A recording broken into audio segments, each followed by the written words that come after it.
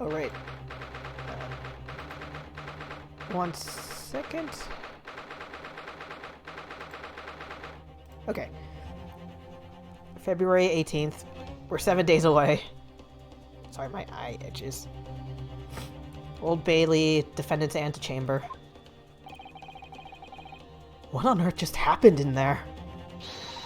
Mr. Naruhodo, I managed to find out what happened. Miss Usato. I was told it was an advanced form of smoke grenade. A type of exploding device that releases smoke. A smoke grenade? It sounds like the sort of things ninjas use. They're just making sure everything is safe now. I think the trial will start again before long. But who would have done something like that? The police managed to catch someone who was trying to flee the courtroom, apparently. Oh no, is it the defendant? Is it my guy? Flee the courtroom? Why? I mean, like, set off the smoke bomb and then dash out. Well, it's a young girl of around 15, I hear. A young girl? Then could it be? The other passenger that Mr. McGilded was just talking about? Oh yeah, the murder case.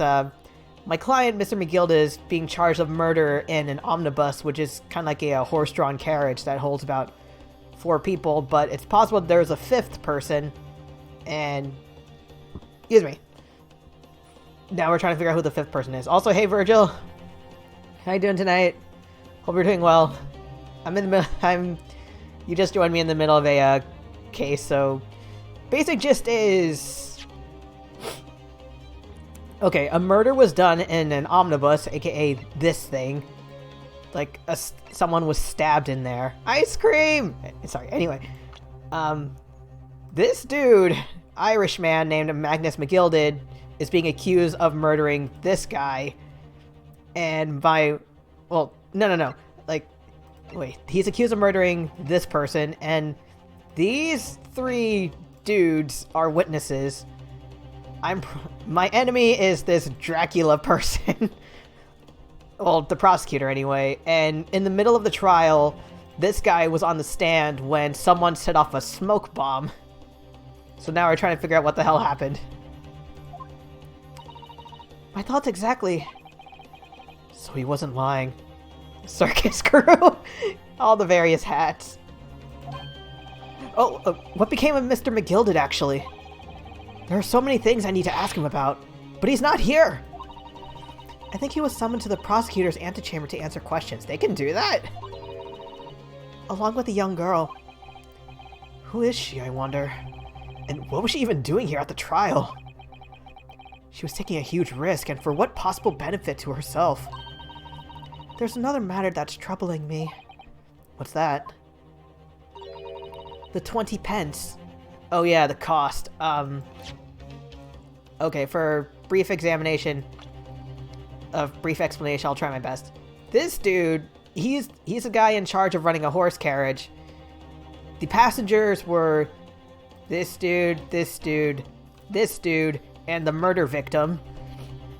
And usually the price is about 4 pence.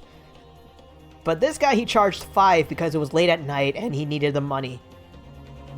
However, with news of the 5th passenger, either he still charged 4 pence and a 5th person paid, or all 4 people paid 5 pence and someone snuck in.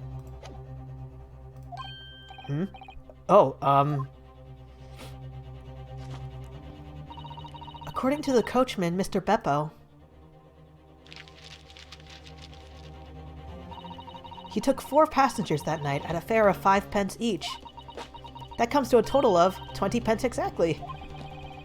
But now it seems there were in fact 5 passengers. Which means the figures don't seem to add up again. She's right. That is strange. Someone could have snuck in. Counsel for the defense, kindly proceed to the courtroom. The trial will recommence in 5 minutes. Oh, thank you, officer. We'll go in straight away. Well, whoever she is, I imagine this young girl will be asked to take the stand and testify now. I really can't imagine what she's going to say. but it could alter the whole direction of the trial. We'll know soon enough, Miss Usato. Boyfriend! Yes!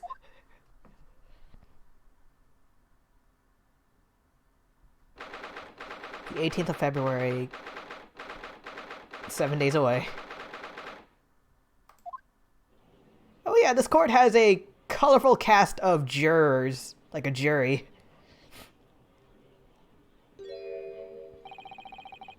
There's the young girl next to Mr. McGilded. Look. She must have been the one who caused the disturbance before. Well, after that rather eventful recess, the court will now resume the trial of Mr. Magnus McGilded. Now then, Lord Van Zeeks, aka Dracula. My lord. I believe you have established the cause of the smoke which veiled the proceedings earlier. It seems to have been an advanced form of smoke grenade, of the sort typically employed by the army. Good gracious, the army? What in the devil's name? It was an elaborate attempt by a young girl to cloak her escape from the public gallery, but she was caught. Oh yeah, last time, while on the stand, this guy, my client, was alluding to a mysterious lady or child in the gallery, and I guess that's what made her set off the smoke bomb.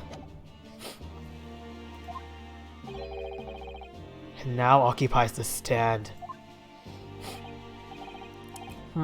Your name, girl? Excuse me. Are you responsible for the smoke grenade which induced such pandemonium here in my courtroom? I wonder if she's a twist. I wonder if she's like an Oliver Twist character. What is the meaning of this deplorable behavior?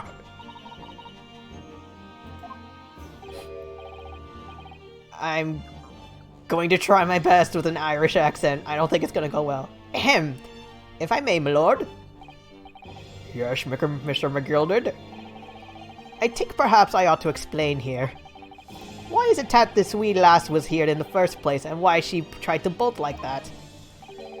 'Tis all tied up with the events of that night, so it is.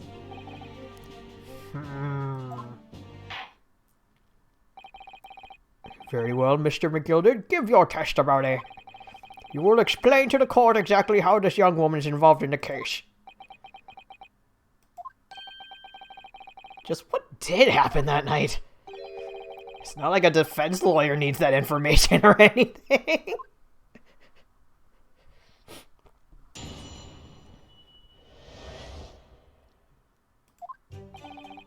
On tonight in question, I took the back seat in the omnibus and promptly nodded off. Then, begorra, a loud thud and a wee scream woke me up with a fair start. There was a fella collapsed on the floor at me feet, so I sat him up on the seat across from me. Then I turned to find out where that scream had come from, and bless my soul, what did I find? There was a child in there, all curled up in a ball, hiding her wee self away.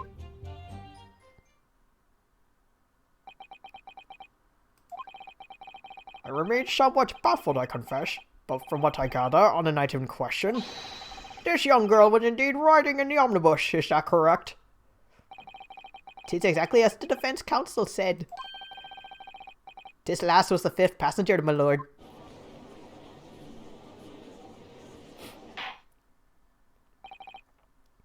Very well. The defense may now cross-examine the witnesses. Are you ready, counsel? Yes, my lord! Or rather, no. I have no idea where to start. Me neither. He's very cute. Aww.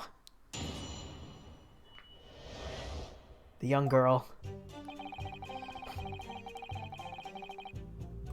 Hold on, let me save real quick. I need information! Press everything! I took the backseat and then Omna's probably nodded off. Did you now? And when you first got on the omnibus, were there any other passengers already on board? Turtle or not, the cabin was empty and there was no one on the roof deck either. You were the first passenger there, as it were, I see. Aye, and that's why I took the backside as I did. 'Tis the most comfortable, so it is. Could you explain exactly what you mean by the back seat? By all means, 'tis how you already described it earlier. I'm talking about the seat opposite the one in which the poor gentleman who was stabbed was sitting. Like I said, 'tis the most comfortable and where I feel most at ease. And of course, I enjoy gazing through the skylight from time to time as well. You are not good at... Oh, go to sleep or else I will eat this hot sauce straight from the bottle. Ooh. Begorra, eh? A loud thud, you say? And a scream? Aye, that's right. How can I explain it? 'Twas like the sound of someone falling to the ground. That sort of noise. So you think it was the sound of Mr. Mason falling to the floor having been stabbed? Well now, you remember I was asleep at the time. So I wouldn't like to say. And when the sound woke me and I opened my eyes, there wasn't a soul to be seen in the carriage but the fella on the floor. You didn't see anyone. But at the same moment, you did hear a scream? Ah, from the sheets above you on the roof deck, I presume.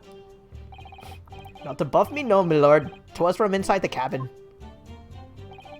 But I wasn't altogether thinking about the scream. No, I was too stunned by the desperate sight before me eyes. There was a fella collapsed on the floor at me feet. Why, though? Like... Okay, I'm not gonna actually present evidence, but...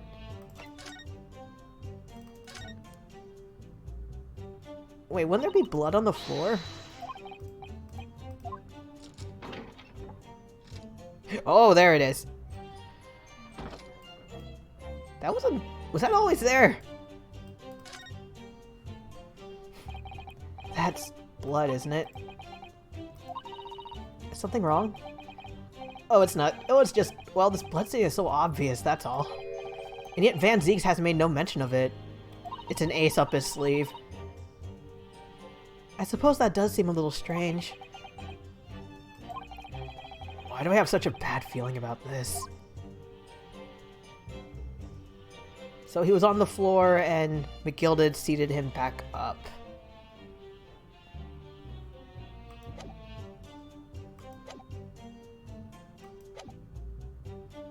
Why? You sat him up? The victim, you mean? That I did.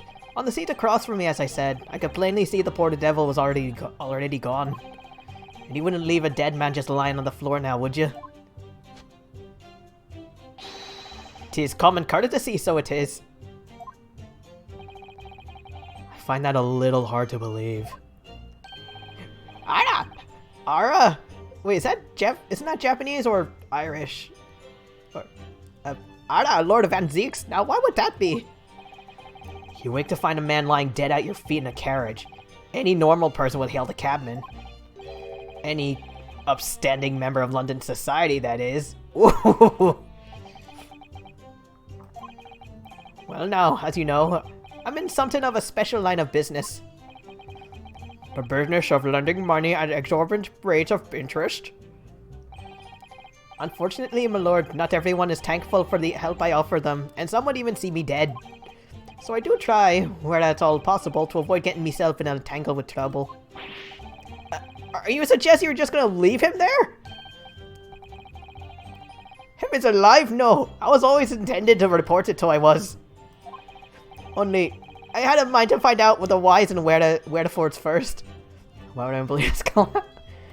Unfortunately, I kind of have to, because if I don't, then my character dude here, he's gonna be sent back to Japan.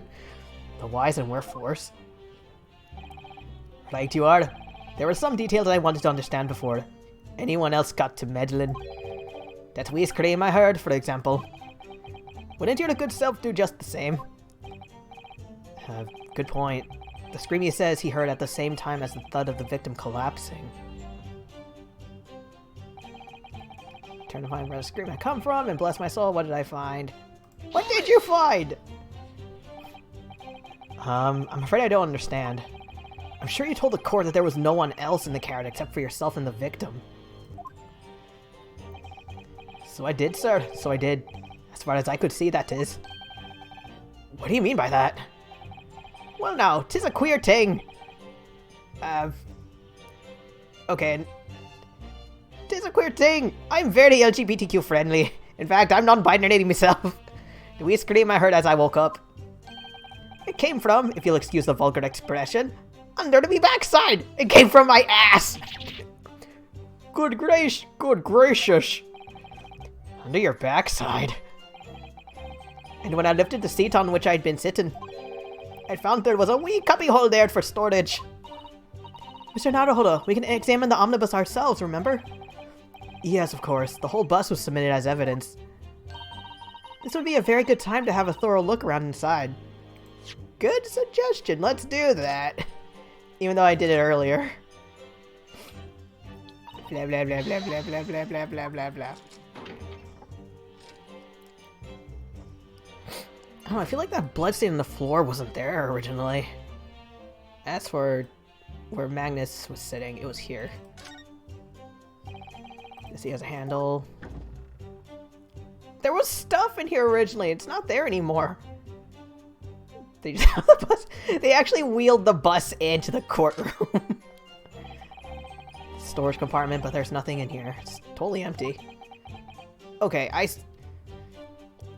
I looked at this part earlier in the game before the to be continued. There was originally some storage here for like horseshoes and oiling the wheels. And I don't remember this being here. Something doesn't seem right here. Trials back then were different, very much so. Charleston's... But I can't put my finger on what it is.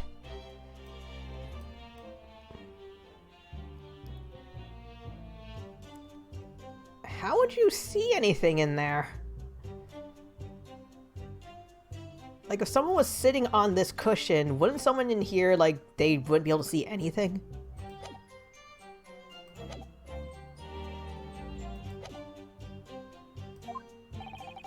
And that's when I found her.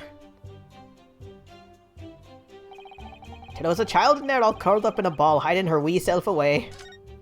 Wait, shit, no! I meant to press it! I do wonder how you must be feeling, Mr. Naruhodo. Being the defendant's lawyer, and yet finding myself as stunned as everyone else at his testimony?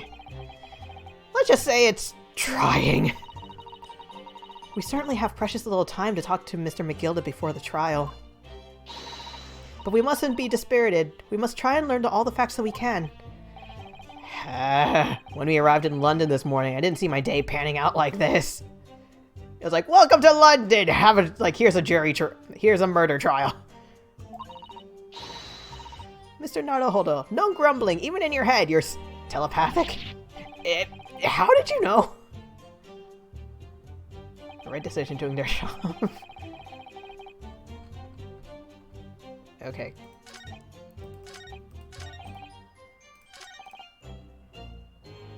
Really? They're in London, I'm not surprised. Yeah, they're in, they arrived in London, last week when I was playing. And and the courtroom they're in is called the Old Bailey. You say she was hiding herself? Aye, that's right. It was hard to see in the dim lamplight, but she was all curled up in a wee ball. When our eyes met, well... me heart nearly stopped beating in me chest. You're really overacting this. Still and all, I pulled it out from under there and sat it on the seat opposite so I could have a wee chinwag. Mr. Krabs! The seat opposite? That's right, just next to the dead Oh no, honey! Oh no, little child, are you okay? Quick, sit next to this corpse. You sat this young girl next to a corpse, sure? Well, as I'm sure I mentioned, a gentleman in my position can all too often find himself in mortal danger. So, I needed to find out just who this little urchin was, you see. And while I was in the middle of talking with her, I heard another scream. A fella's voice this time. Presumably that scream was Mr. First, who was sitting on the roof deck seats, aka one of the witnesses. Right you are again, I would say, sir. Looking down through the skylight, he must have seen this young girl and the gentleman with the knife in his belly. In other words, the previous witnesses did not in fact see you at all, Mr. McGilded. Oh wait. What they believed to be yourself, and the victim was in fact this girl and the late Mr. Mason? Aye, my lord. I was, as I think everyone understands now, sat at the back of the carriage out of sight.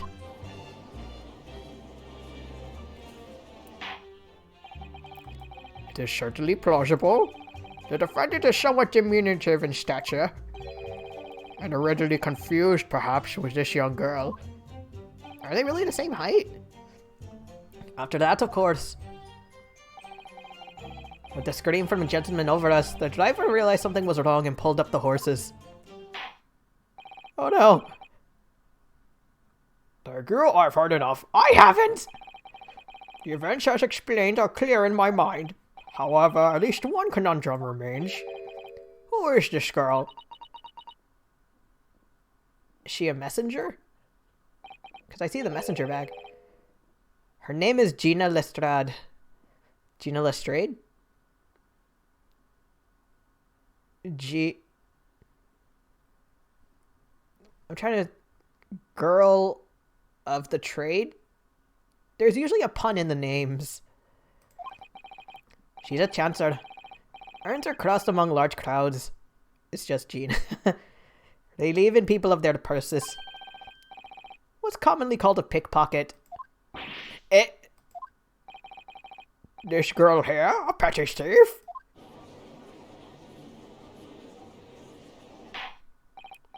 Order! Order! You can't say the second name, they don't have one. Is this true, Miss Lestrade? Miss I'm gonna say Lestrade. It might be wrong, but I'm trying my best. Miss Lestrade, you will answer the question. What? Ah! Oh, I thought he'd be dyed purple from the head. How dare you? What is the meaning of this? Oh. The girl, she's gone. Open your eyes. I'm over there. Another Irish? Good gracious, how? What was the point in that little sidestep?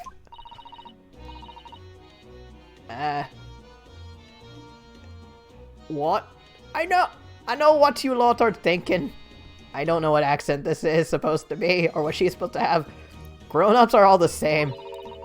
This dirty little dipper, you'll say, slipped up and got caught on the job. She got herself backed into a corner, so she knifed the gent. She? Go on, that's what's in your head. That's what's in your heads, ain't it? She looks a lot like the girl from the previous court case. Well, previous case, Nikolina Pavlova. Like the hair color, the skin color, the eyes, everything. British. No, not at all. This is a court of law. We're here to determine the truth, not cast... Why do I get green? Oh wow, she's good with her fingers. Like, how do you do that? Look, knives are for cowards. Only thugs use weapons like that. All I need for what I do is these fingers. I'm a professional, alright? Maybe not in your eyes, but I got pride in what I do.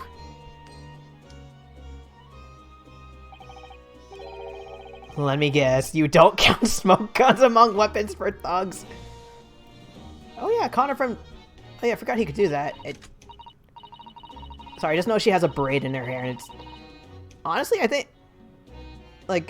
she has a really cute look, especially the braid and, like, the little braid she has in this one bang.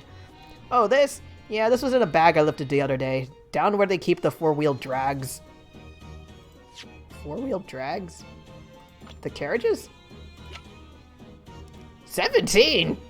I thought she... I thought she was 15. A young woman who witnessed the incident from her hiding place aboard the omnibus on the night of the murder. She was discovered by the defendant.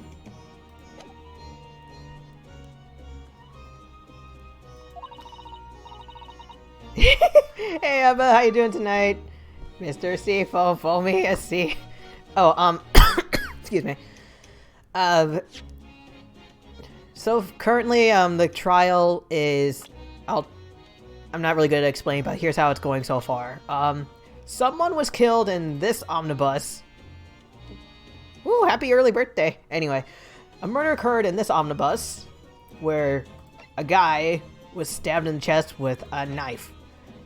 My client is this dude. He's accused of murdering this guy, and the carriage was run by this person, and inside the carriage was this dude, this dude, this dude, and the murder victim. And the prosecutor of this case I swear is what happens if you put Dracula and Miles Edgeworth in a blender. Also, this dude, he was basically saying, okay, you want to stay in London? Here's what you're gonna have to do. Defend this dude, like, in 5 minutes. If not, then you're going back to Japan. Also, apparently, according to this dude's testimony, while he was in the carriage, this person was hiding in there as well. It's nice, isn't it? I like the pink best. Also, I'm probably gonna get all their accents wrong. Ah! Do not wave that thing in my direction again! Oh, he brought out the wine. So, you admit that you were riding the omnibus on the night in question? Aw, thank you. Where is she? Are you looking at my client? 'Tis alright, lass. You can tell him the truth now.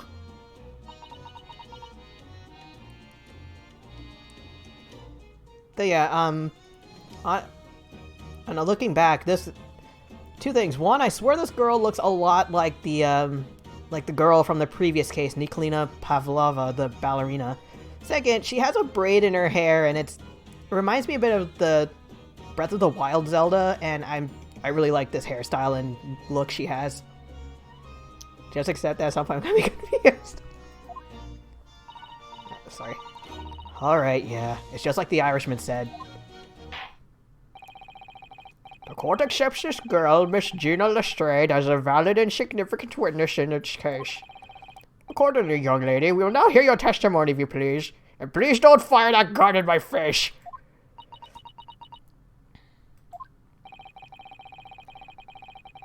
You will tell the court exactly what happened in the omnibus on the night in question. Alright, if I have to. I imagine she has a Cockney accent, but I can't do Cockney accents well.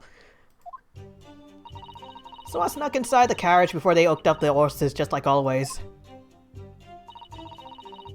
But it was a right old waste of time. I got nothing to show for me troubles that night. I tell you, you can't see a blind thing in that hiding place. It's pitch in there. Then, after a while, I heard this loud bang. Nearly jumped out of me skin, I did. And the scream just came out. It's because of that this swell found me. He did help me get away, mind.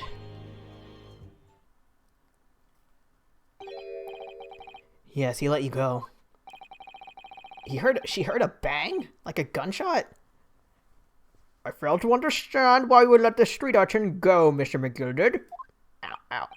Sorry. Oh, 'tis simplicity itself, my lord. You see, she couldn't possibly have killed the other jet passenger. I knew that for a fact. How? As I'm sure I said before, sir, she was sitting right under me arse. Me arse.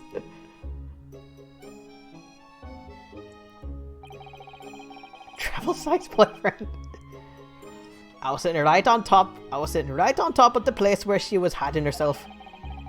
I think a demonstration is called for. Gina, get inside! This is where I was sat that night. And the cubbyhole of which you have spoken of is underneath this sheet, I presume.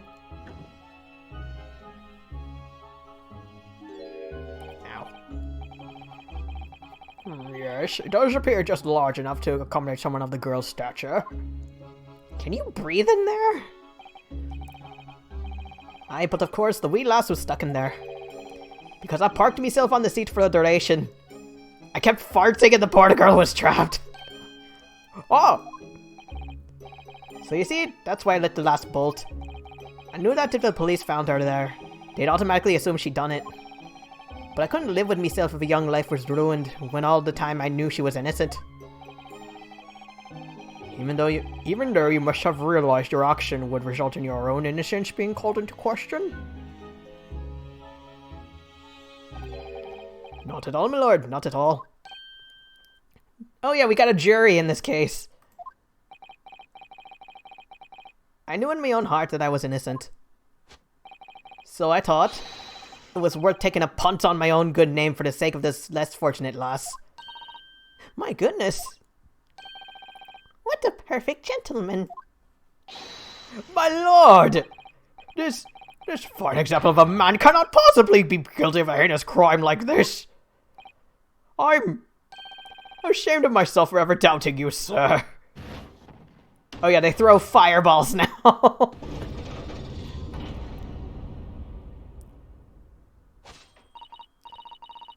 Oh yeah, quick thing. The chairs behind them, they're originally red, but if a juror decides guilty, it becomes black, and they throw a fireball into the guilty side of those giant scales. If innocent, it turns white, and they throw the fireball into the innocent scale. With calm, calculated reasoning, one arrives clearly at the truth every time. They're individual. Oh, I forgot about that. I forgot when the scales hit when the scale is completely filled and explodes. Saints alive! All 6 members of the jury consensual and are leading to a verdict of not guilty. Like, earlier was really scary because originally they all voted guilty, and the black and the guilty aka black side of the scales hit the bottom, and it was like, oh shit, we're dead. Mr. Naruhodo, this, well, it must mean what? That we're victorious! I don't know, we still have a lot more to figure out. Plus, I feel like Baron von Zeeks, aka the prosecutor, he could pull the same thing we did, where when all the jurors said guilty, I could go up to them and say, okay, let me hear your reasoning and let me prove why that none of that works. He could do the same. We've won? Are you sure? Objection! Ah! Leg!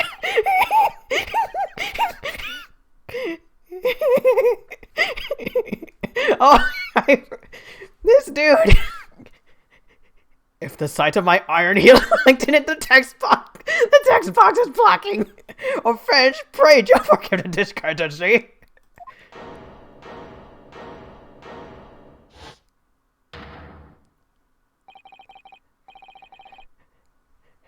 This really is a consummate example of the one monumental flaw in British judicial practices.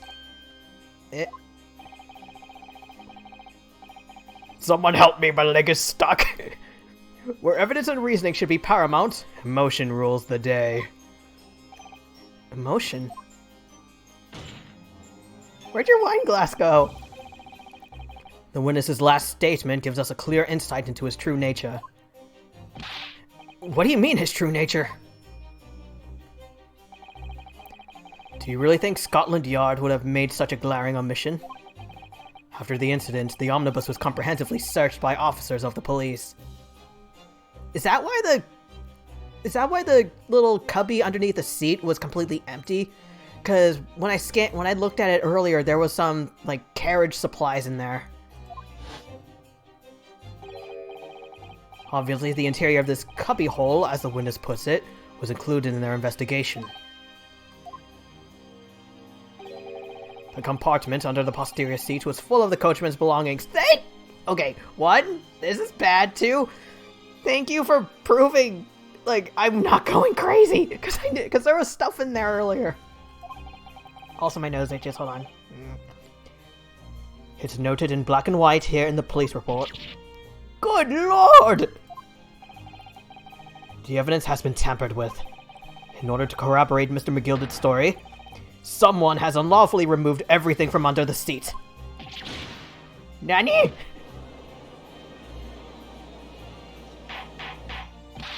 Order! How could such a devious contrivance possibly have been effected, Counsel? Lawyer space. Naturally, we must acknowledge the deficiencies of the constabulary in allowing this to have happened. However, I assure you, when the omnibus was wheeled into the courtroom this morning, the compartment under the seat was not empty. Are those bags under your eyes? Well, my Nipponese friend... Oh yeah, I forgot. Because this game takes place a long time ago, there is some hints of racism, which I'm not... Like, one hand, I guess it kind of fits with the times, but it's still not... It's not a fun time. I guess, though I suppose it does make it a lot more fun when I can, like, shove in their face, I'm right, you're wrong. Well, my Nipponese friend. Me? When the carriage was submitted as evidence, Red Dead 2 is worse but better. Huh. Doubtless you've examined it in fine detail, as would any self-respecting practitioner of the law. Pray, what did you find the condition of the under-seat compartment to be? I just noticed his eyes are turned like, Oh yeah, Sentry. Yeah, it was worse. Like, in my first case, the culprit was an English woman, and she was like, "Oh, I don't want to speak Japanese because your language is so crude," and it was like, "Bitch!" Oh, to be sure, the young gentleman would be able to clear this up in a jiffy. Sorry? Yeah, but it did feel really nice to, like, go like, hey, look, hey, racist lady, you're guilty of murder, and I have evidence. Sorry?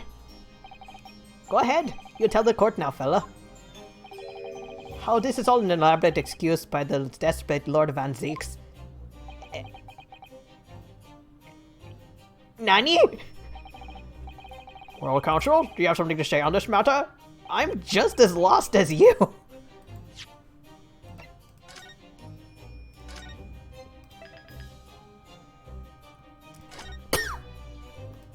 But yeah, earlier when I examined the omnibus, half of that cubbyhole was full. So unless Gina is very flexible and could contort herself into like a Samus Aran ball, I don't know if she could actually fit in there. How am I supposed to answer? What can I say about the state of that little compartment under the seat in the omnibus? I didn't look. It was empty. It wasn't empty. I don't want to lie. Like, it was definitely full. But I feel like this could ruin things. Yeah, let me see if I can. Because I'm paranoid.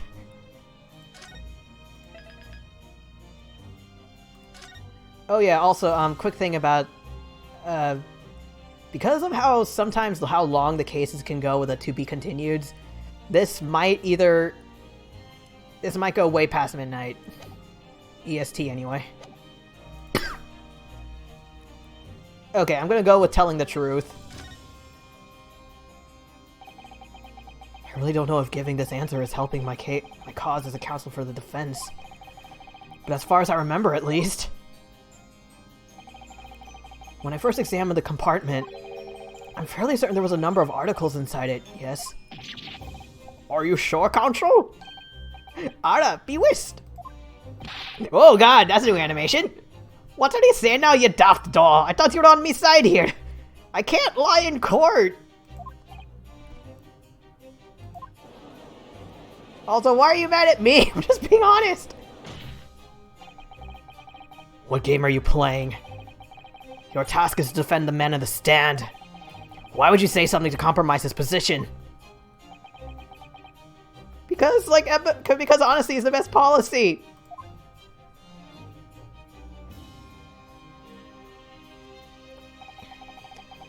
As the advocate for the defense in this trial, I confess I'm still not entirely sure where I stand.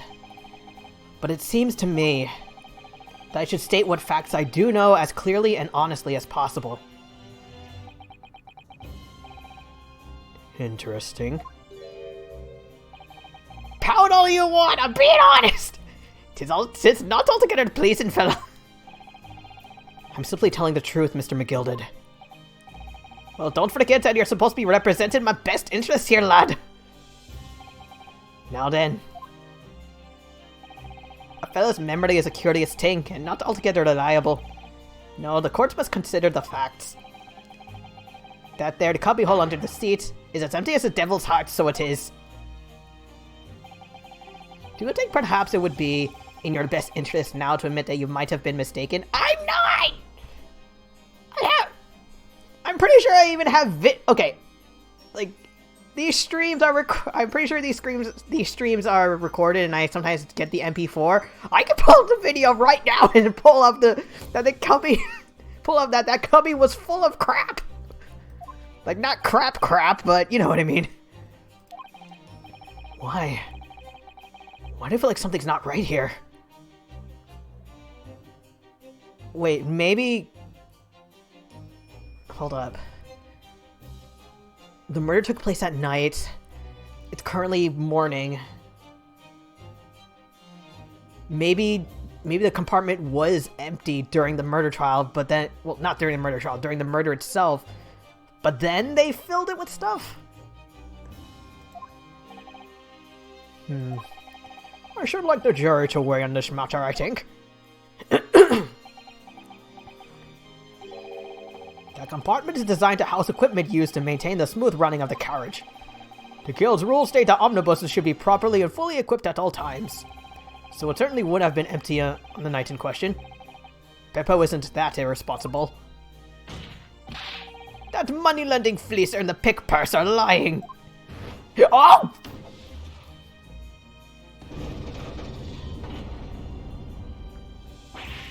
Jeez. On one hand, it's nice that they can change their minds, but at the same time, it's like, this guy's really nice. Okay, not guilty. This guy, he called my haircut stupid. Okay, he's guilty. Oh yeah, this dude, he's basically the Sweeney Todd of the jury.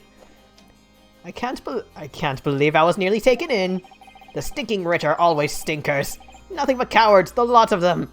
Eat the rich. To spy, yeah. What? Oh no. It's a trick! Of course it's a trick!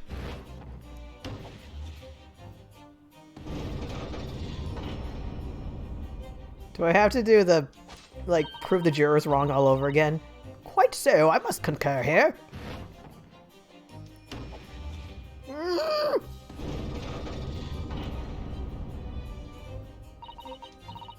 With calm, calculated reasoning, one arrives clearly at the truth every time. Yeah, but every time a different truth, it seems. My lord, I humbly exhibit the scales of justice. Clearly, a verdict of not guilty at this time would be wholly inappropriate. I think I prefer the scales being even instead of just, teetering either way. Thank you, counsel. But before I proceed any further, there is a matter of the outstanding cross-examination. Counsel for the defense, begin your questioning of the witness, please. Yes, my lord. What just happened? The whole balance of the trial just shifted, almost beyond recognition. The Reaper of the Bailey is at work, it would seem. Oh yeah, that's his nickname, the Reaper. Where he was originally in retirement, but then he came back. I still kind of want to call him Dracula, because originally he had a cape, and the cape, the wine, 2 points he shatters his glass. He's Dracula.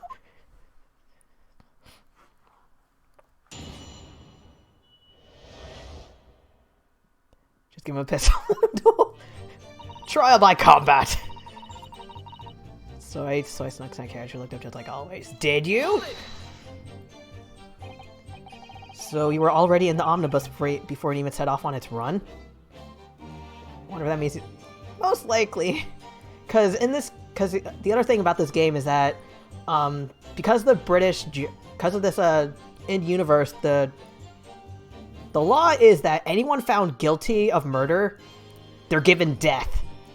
So if I lose, McGill dies, and by the sound of things, it's likely that like Reaper Boy, he's led a lot of people to the death sentence.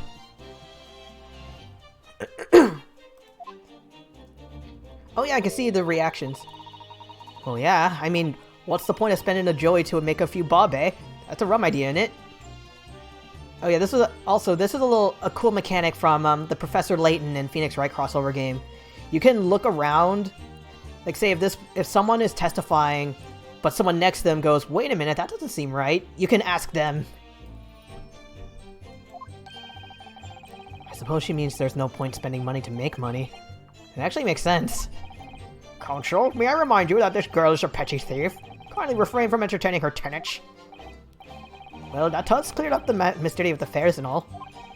For the paying passengers of 5 pence apiece, making the 20 to which the cabman testified. And one little scapegrace riding for free. The red conch of a driver always goes for some grub before his last run, see? So that's when I slip into the carriage and get myself hidden under the seat. Nice and easy, right? But your hiding place is a storage compartment. Full of equipment for the coach, no?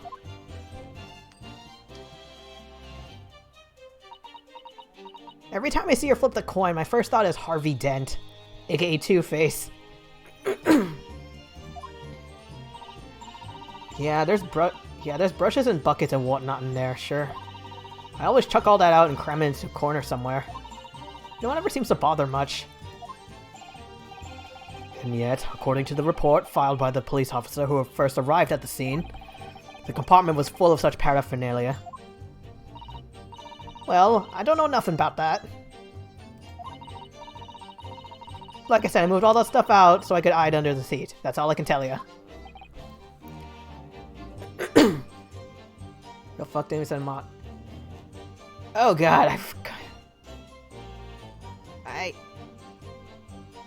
Good point.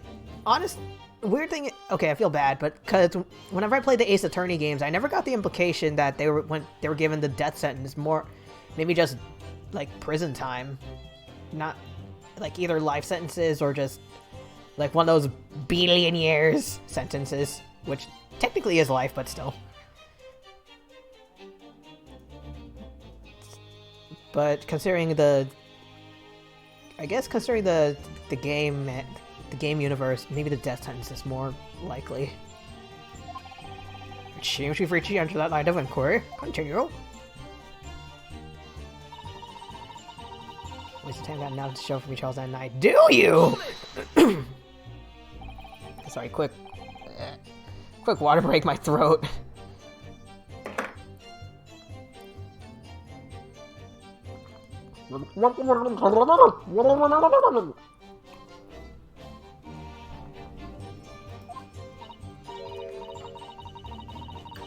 Well, most nights I'm on my own in the God Permit, at least some of the time. God Permit? At least imply that Von Car- Oh! Oh yeah!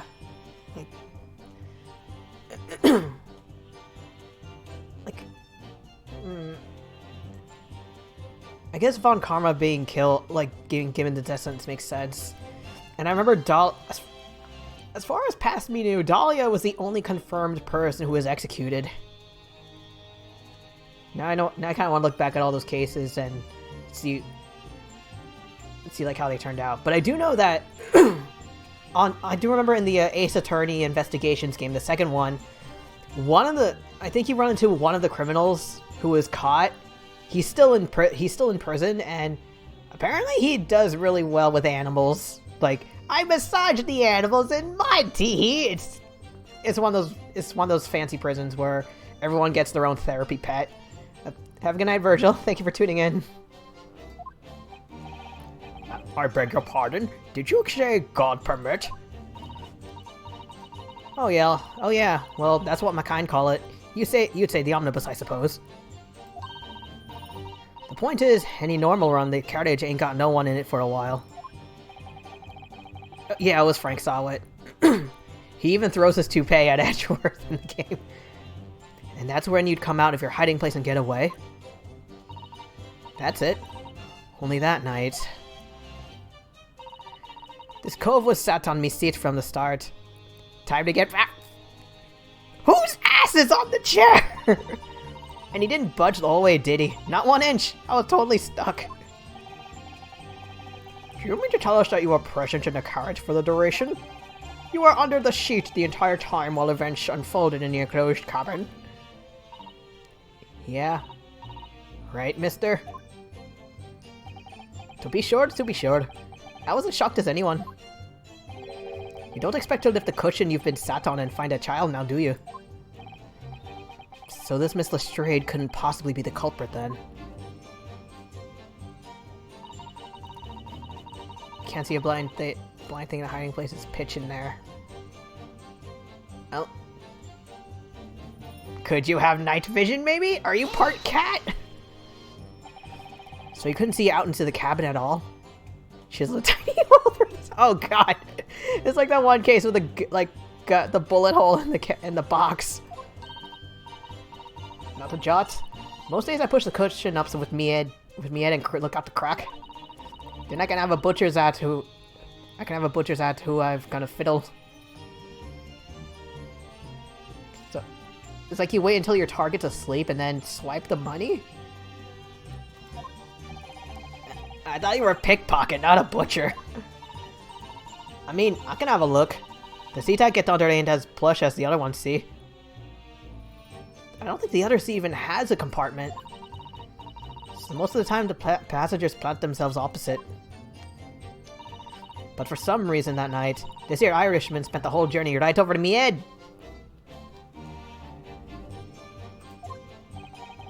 And for that reason, you weren't able to push the cushion up to peek out. I see. Unless you're super beefy and, like, it's a really bumpy road, you can just, like, lift it up. And it's like, oh, dang, this road is really bumpy. He needs the support.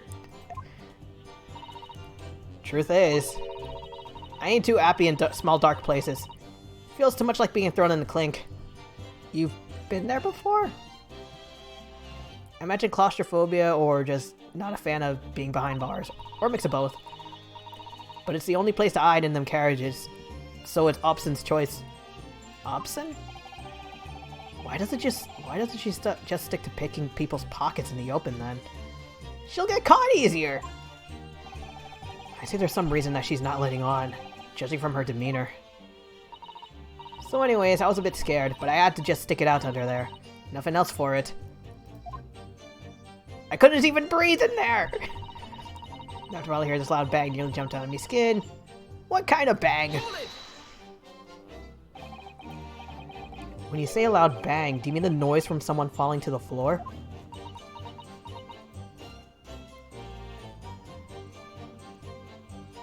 What?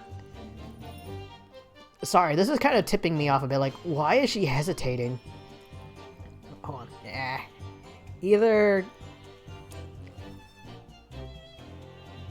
Maybe she's unsure, or maybe she's gonna try to fib? Could have been, I suppose.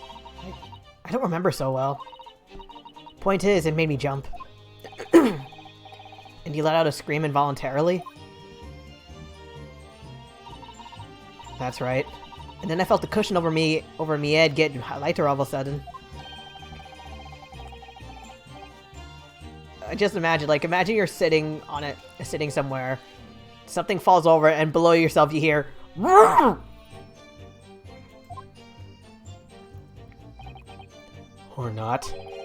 It could equally have been the moment the accused stood in order to stab his victim, could it not? Well, girl, do you see what happened at a crucial moment? Yeah, I saw it. I pushed up the cushion and added a quick butcher's while I had the chance, didn't I? I guess butchers is slang for look? The Irishman was sitting up the bloke what had fallen on the floor on the seat opposite. That matches Mr. McGilded's account, of course. But then... Oh, new animation. But then the fella suddenly turns around and looks right at me. I sunk back down again, but it was too late by then. I should never have risked looking. It's because of that this swell found me. He did help me get away mine, did he? And when Mr. McGilded discovered you, he pulled you out from your hiding place? I was scared stiff, I was. He dragged me out and sat me down on the seat and all. Next to the corpse, apparently. Next to the victim, Mr. Mason? Yeah, the bloke had a knife in his guts. He was still bleeding.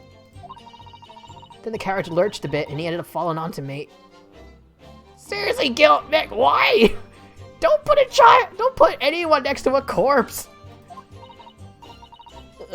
How awful.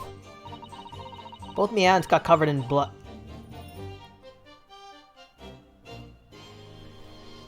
Okay. Sorry. Earlier in this case, both of these guys, they testify that they saw McGilded with blood on his hands. But it turns out that... Looks like now it turns out that it was her that they were seeing.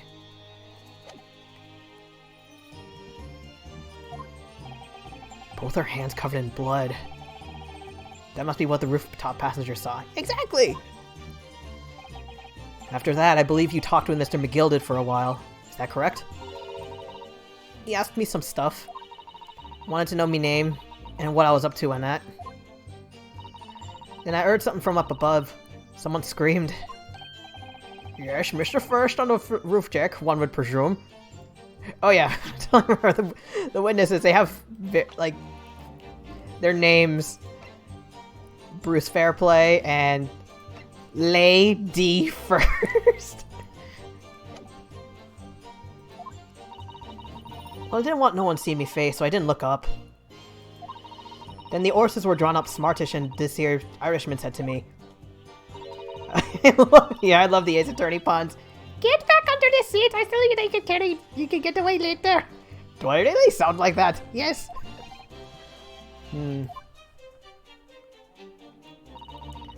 All 6 members of the jury have decided the defendant was innocent. For one brief shining moment, yes. It's clear they are still very unsure.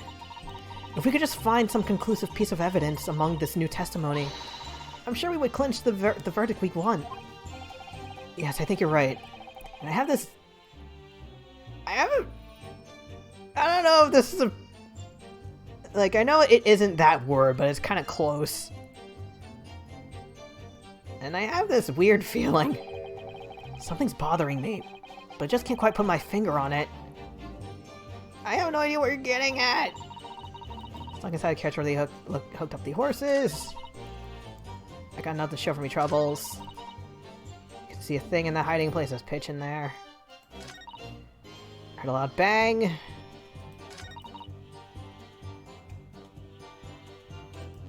Wait, no. Dang it! I was trying to click back.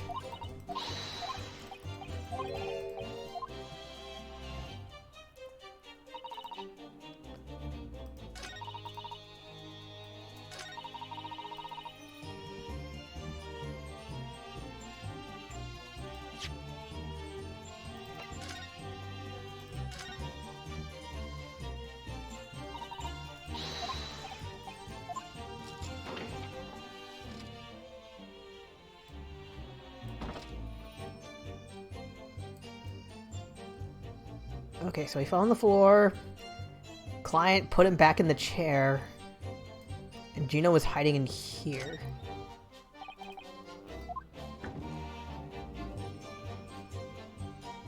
Can I look in? Can I get a closer inspection?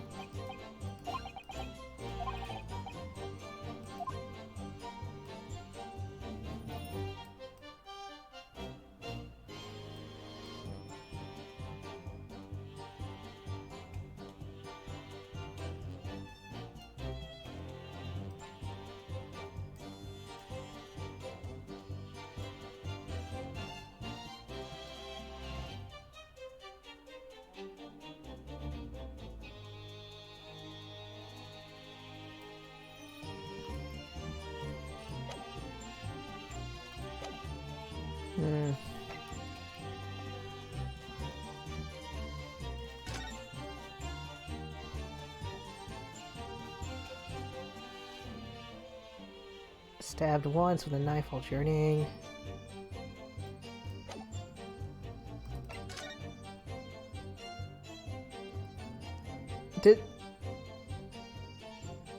Did the fall really... Did he really fall over? Also, I'm still noticing one of his buttons is missing. I'm not sure if either that's a clue or maybe... I don't know, he was sort of a... He was kind of poor, so it could just be a character design. Other gloves Fanny was wearing. There's a bloodstain on the right.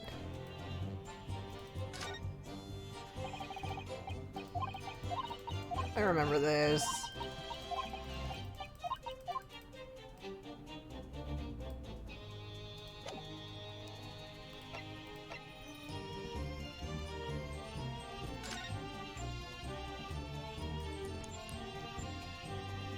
Okay, this is the murder weapon that was believed to belong to Magnus, where originally the idea was like, wait, this M could be anything, could be a W, but then it was like, no, it's an M. Also, look how fancy it is. Only McGilded could have this.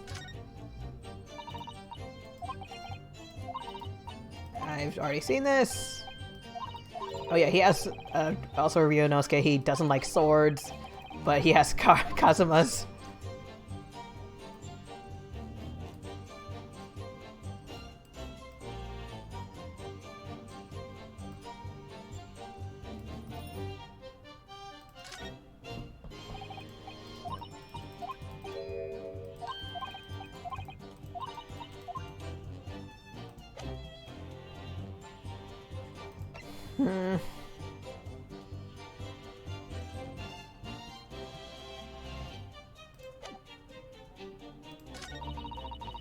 Well, here's this loud bang. Okay.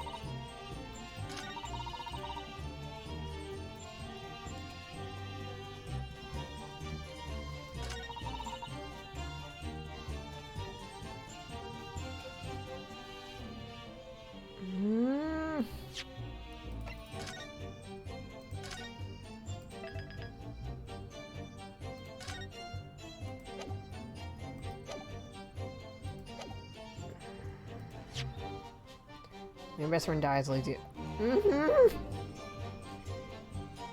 Ryunosuke's explanation was that like it's not really a blade, it's Kazuma's soul, so I guess that counts.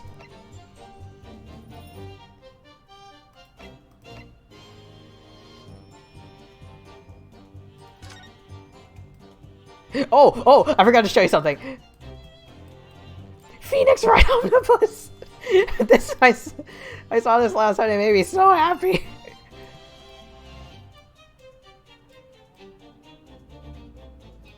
Okay, back on track.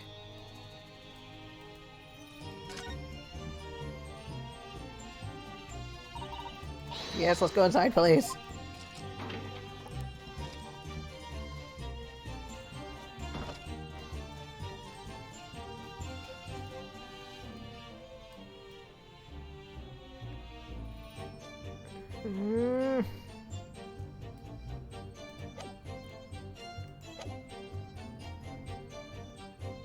Okay, it's a little far-fetched, but I have a theory. The coin that she's been playing with, could it be one of the buttons?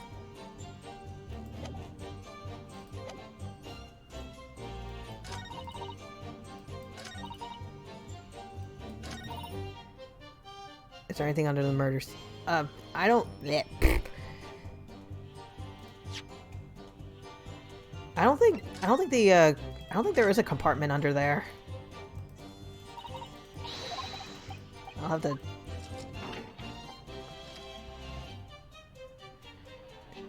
Yeah, there isn't one.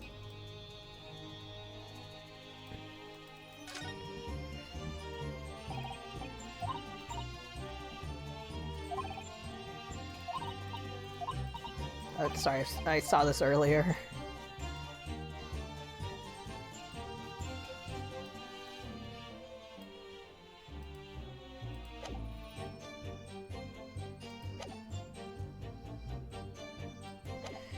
Okay, I have an idea, but I don't think it's gonna work very well, so saving.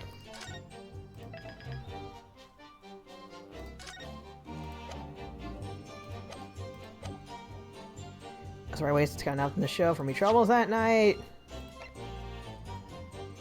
Objection! Damn it! There's clearly something odd about the last statement made to a witness. There is clearly something odd here indeed. Your behavior, counsel. Oh, please, don't mind me. That would be significantly easier if you would lower your hand. I have to go to the bathroom. I won't lower my hand until I prove my client's innocence. As long as it's quite quick.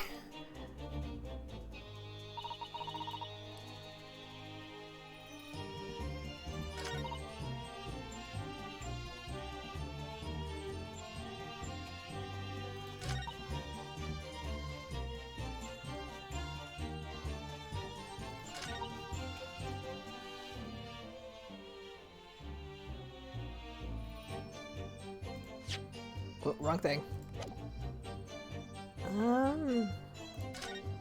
Damn it! I keep forgetting how to go backward.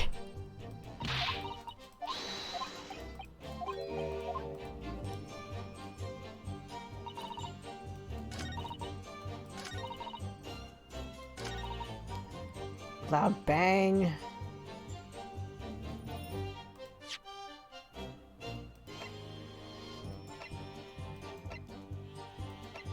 Grade school? Oh man, what happened?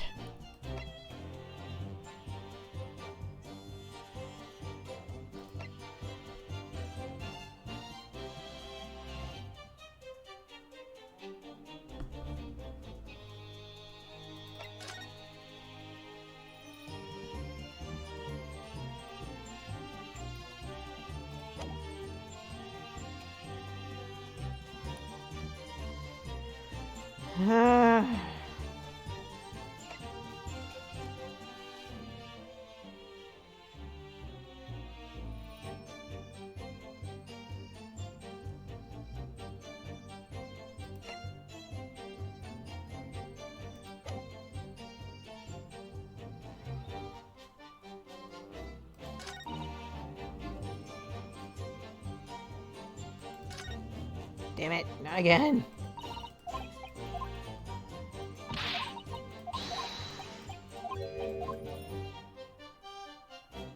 Okay, I guess I'm gonna do this the Phoenix right way. Bluffing. Wait, no, wrong thing. Oh, oh no. Dang. Yeah, I'm sorry that he had to go through that. Also, I hope you were okay back then. As for this scenario, what I'm thinking is doing the Phoenix Wright bluffing, where I don't know what this is. Like, I have no clue where to go, but I'm gonna present this and see where see what happens.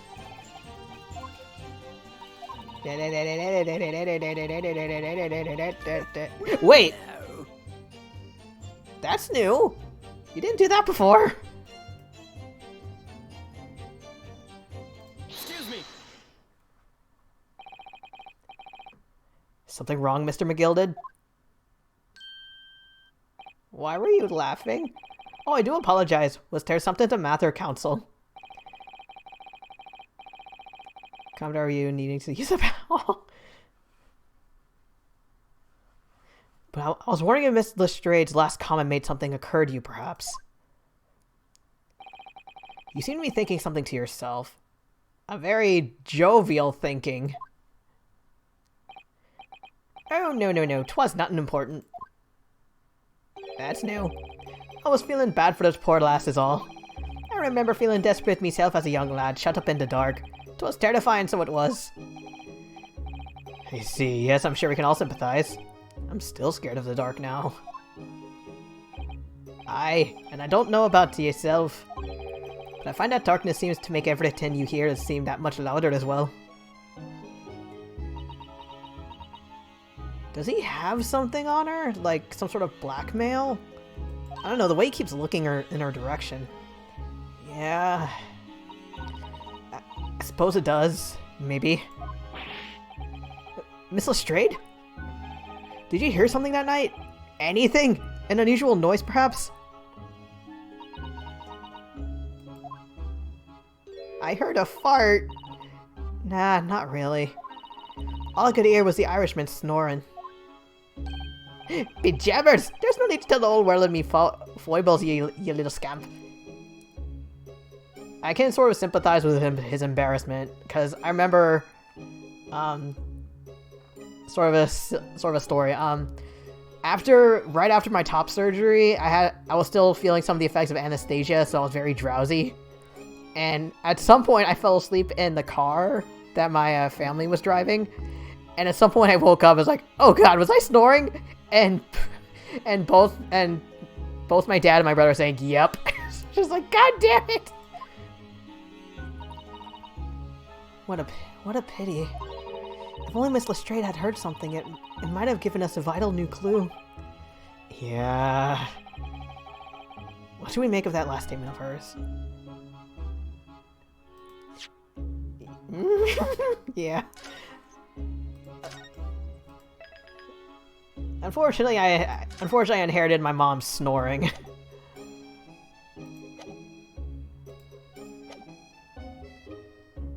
I'm gonna go profoundly because I need anything.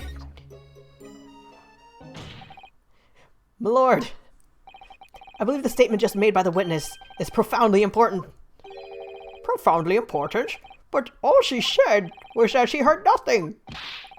Yes, which is a profoundly important point. I'm almost sure of it. I'm almost sure that I don't understand the inner workings of your Miss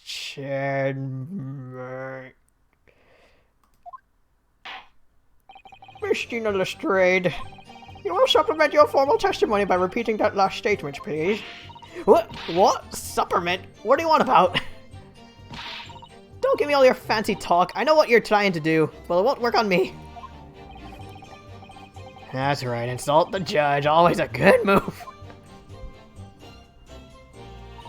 I was straining my ears to work out what was going on, but all I could hear was snort.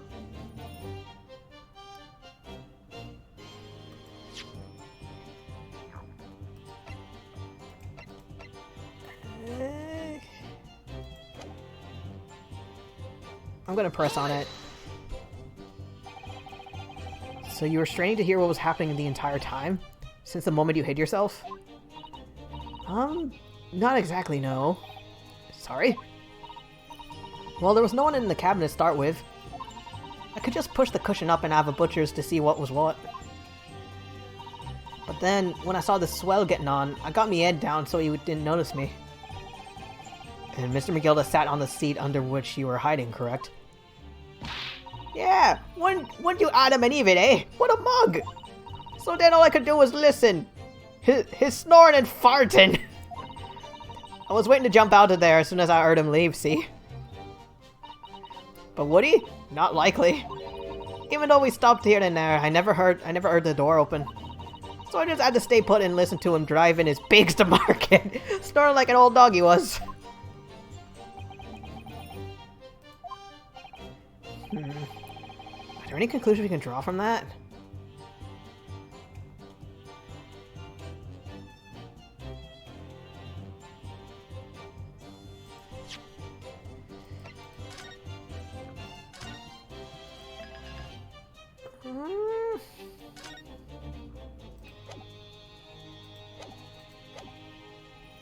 Wait, didn't she say all, like, earlier she said that all, like, she heard a thud, but now she's saying all she heard was snoring?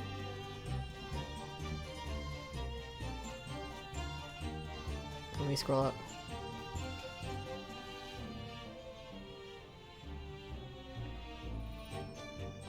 All I hear was the Irishman snoring.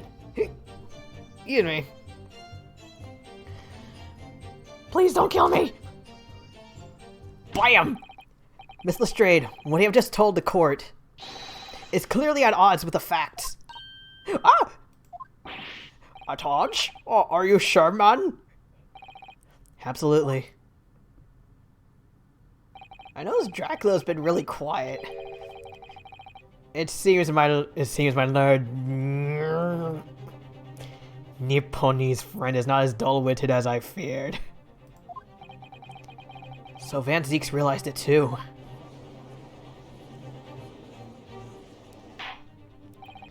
Counsel? I must insist that you bolster your claim with evidence, or some complicit party's name at the least. Yes, my lord. I expect you to demonstrate this alleged contradiction to the court. According to Miss Lestrade, while she was hiding in the omnibus that night, she heard nothing but the sound of Mr. McGill snoring. Think, Ryunosuke, think! Slap! Wakey, wakey. There's something else she should have heard. Show a piece of evidence, show a person, forget it. Nose itching. Nipply?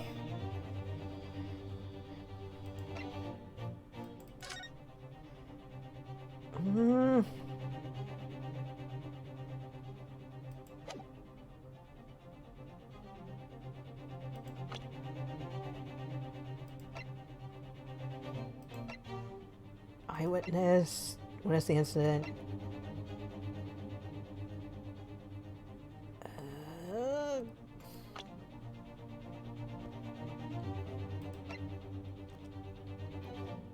Count Drac, very true.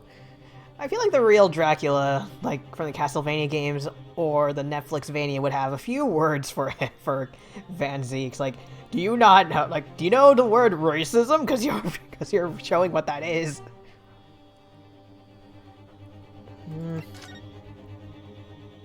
Once the abdomen with a knife. Crap.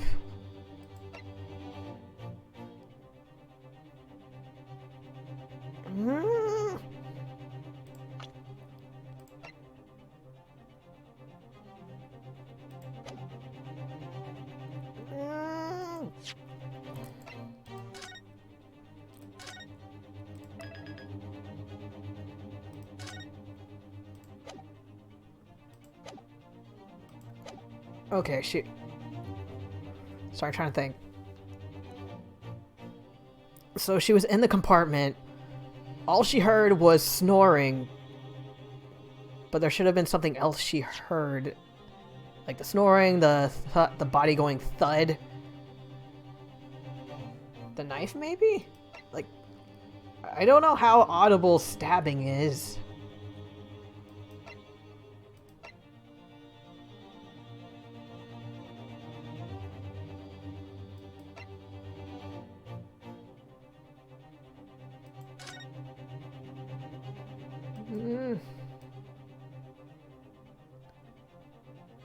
The could he have?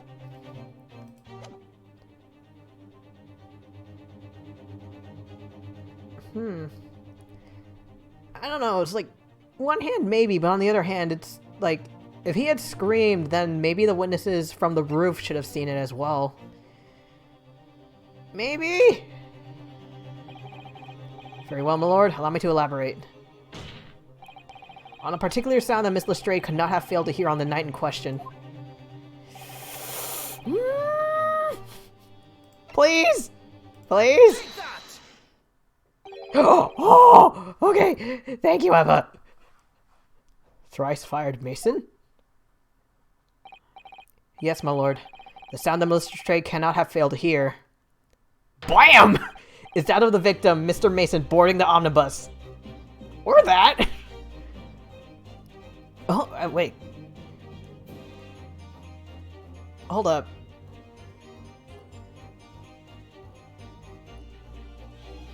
Crap, I can't remember. Was it that McGilded boarded first?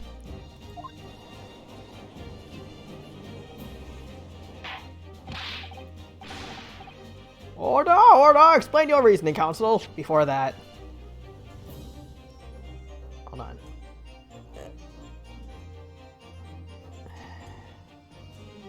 There's... Okay, so... Okay, so from what Gina said, McGilded was the first one to board. Miss Lestrade, allow me to confirm something. You claimed earlier that you were the first person on board the omnibus, is that correct? Yeah, of course I was. I got on while the driver was in the pub, didn't I? Grunt from being... Maybe. Unless McGilded and Mason were asleep. And the person next to board the omnibus was Mr. McGilded. That it was. Not a soul was in the cabin when I climbed aboard. At least, not in plain sight. So you were, to all intents and purposes, alone in the enclosed cabin of the omnibus at the time. Did I not just say as much? I wasn't traveling with anyone else, if that's what you mean. Yeah, I saw him get on, remember? Through the crack under the seat cushion. He was on his own for sure. And from what we've heard, the carriage made a number of stops after that on its onward journey. During which time, did you not hear the door opening or closing at all? Nah, I never heard it. That's exactly what I was listening for, weren't it? Waiting for the swell to leave. In which case, when and how did the victim end up in the carriage? God damn! Was he... Unless he was on the roof and just, like, ninja'd his way downward. We know that the victim collapsed inside the enclosed cabin of the omnibus. Therefore, Miss Lestrade's statement about what she did or did not hear is at odds with the facts.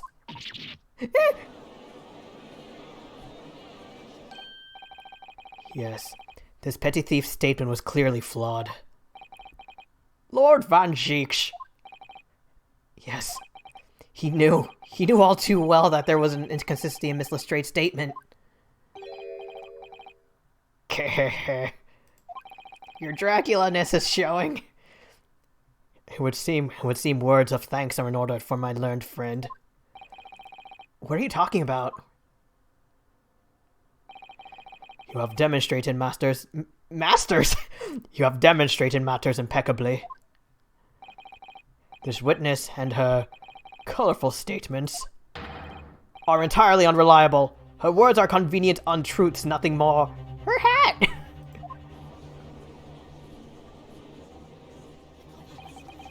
He's dead right. How could this victim possibly not have boarded the omnibus? That makes no sense whatsoever. And this girl is a pickpocket. Let's not forget Grandma, no! Grandma, please! Grandma, why? She didn't even say anything. I didn't want to judge the dear little mite just because she has some rather naughty ways. But I must say, I can't abide liars. And neither can I! Mr. Foreman? I didn't want to judge the girl just because she has some less than salubrious ways. But I must say, I cannot abide liars. This is why we have testimony. We need to figure out, like, read through the lies and find the truth. Mr. Naruhodo, that's 5 jury members leading towards guilty. Now's not the time for alcohol. Well, your consideration for others is refreshing my... to the considerable troubles you have spared me. And to my racist ass! Yes, very refreshing.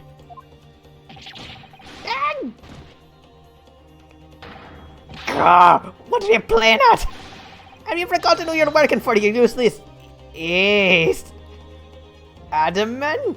Oh, Amadan. Sweeney Todd here. This is carnage, it's perfect! Juror number 2 is the only one left. Mr. Naruhodo, the way this is going... I know, we can't find some new way to convince everyone of Mr. McGilded's innocence. The judge will roll and we'll have lost. We can't do the, like, jury explanation thing again. I very much wanted to believe the words of one of London's most respected gentlemen. But those of us in service know we must accept hard truths. No! Hold it!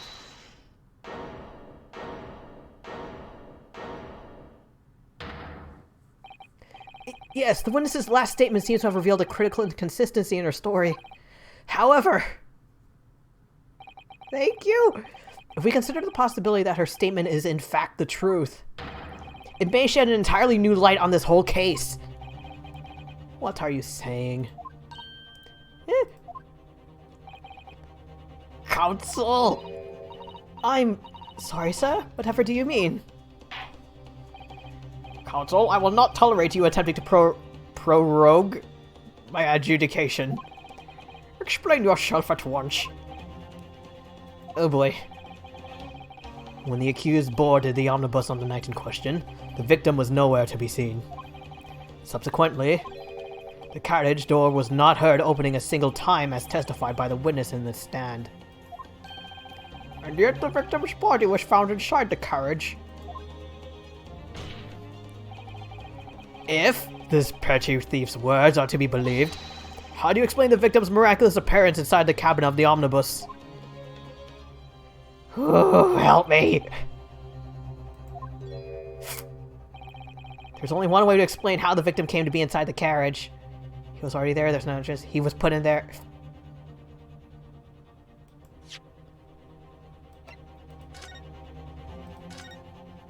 Really?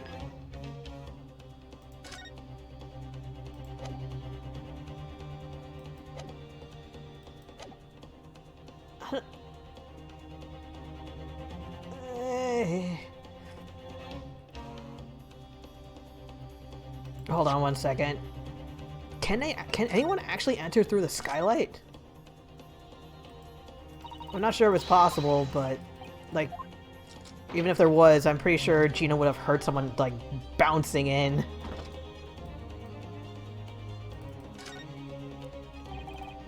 Quite a large skylight. View. Does appear to be a handle or catch. Okay, so you can't. Okay, so you can't go in or out. Is there one at the top though?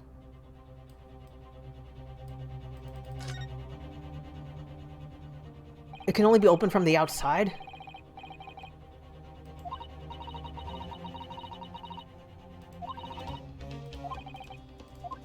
Wait, did they mention anything about the latch? Crap, I overlooked it.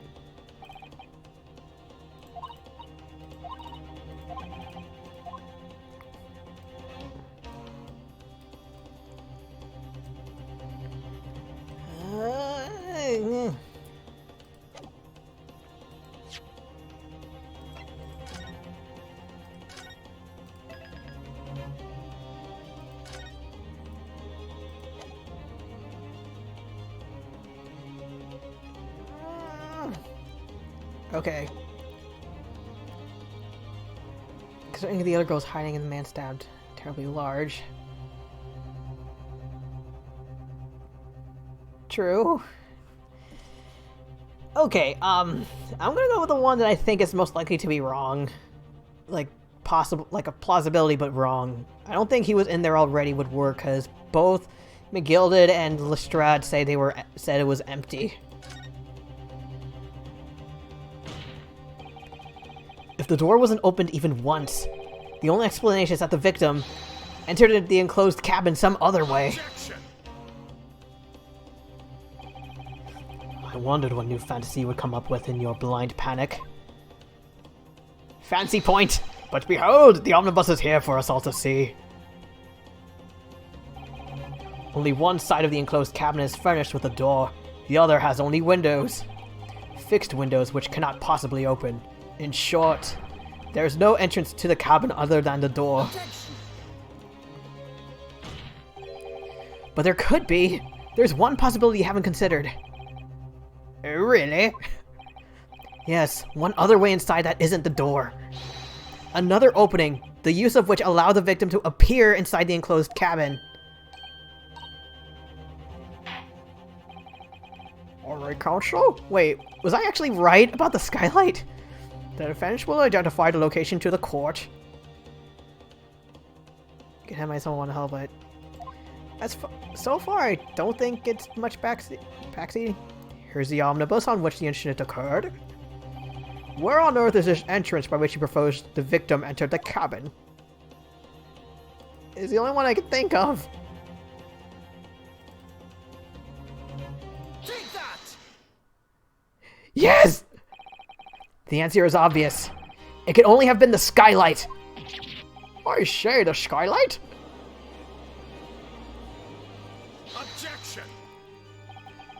Your ludicrous proposal almost had me lost for words. However, the skylight may well be large enough for someone to pass through. Objection! So you claim. But do you have a shred of evidence to support your addle-brained theory? Fuck. I haven't. All I have is a theory. Both Mr. McGilded and Miss Lestrade said the same thing in their testimonies.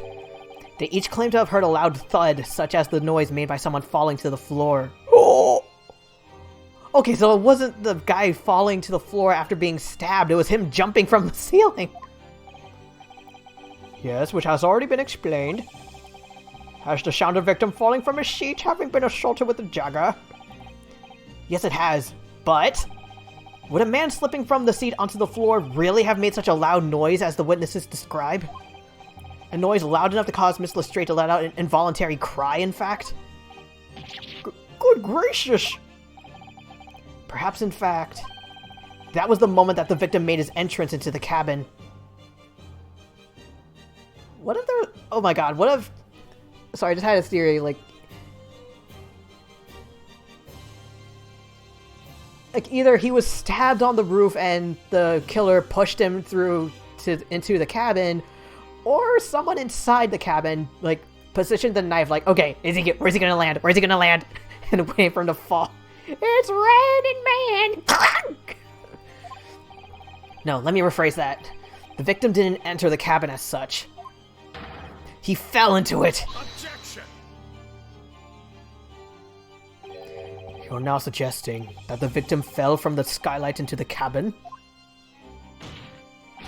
That's simply impossible! How can he be so sure?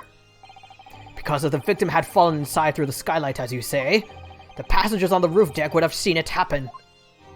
They could be hiding something, and yet not one person made mention of such events in their testimony. Well, yes, that's true, but... Might a humble fella make a wee comment here? Mr. McGilded? To be sure now, the two fellows who were sat on the roof that testified afore said nothing of the victim falling through the skylight. But it seems to me, my lord, that 'tis not so much a case of them not saying, but them lying? Aye. 'Tis a case of them being unable to say. Is this another one of those government cover-up cases?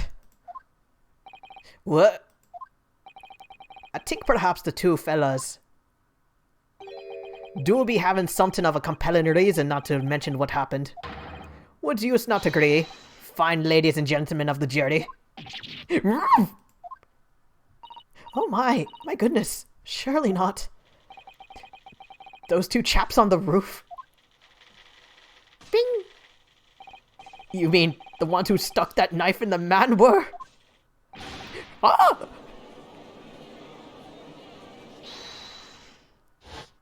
Who? Oh hey! It's them! Just what exactly are you insinuating here, you blitherer? Whoa, that's a new animation!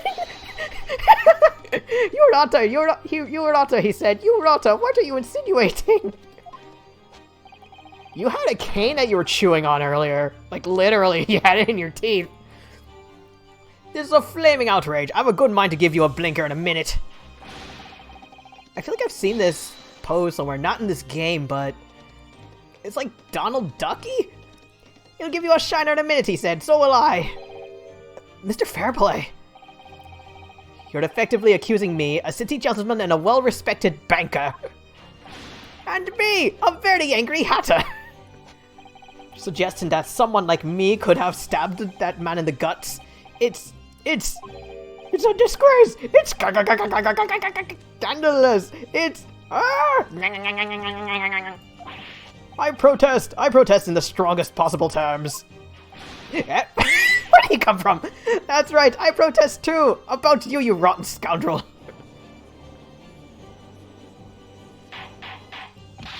Order!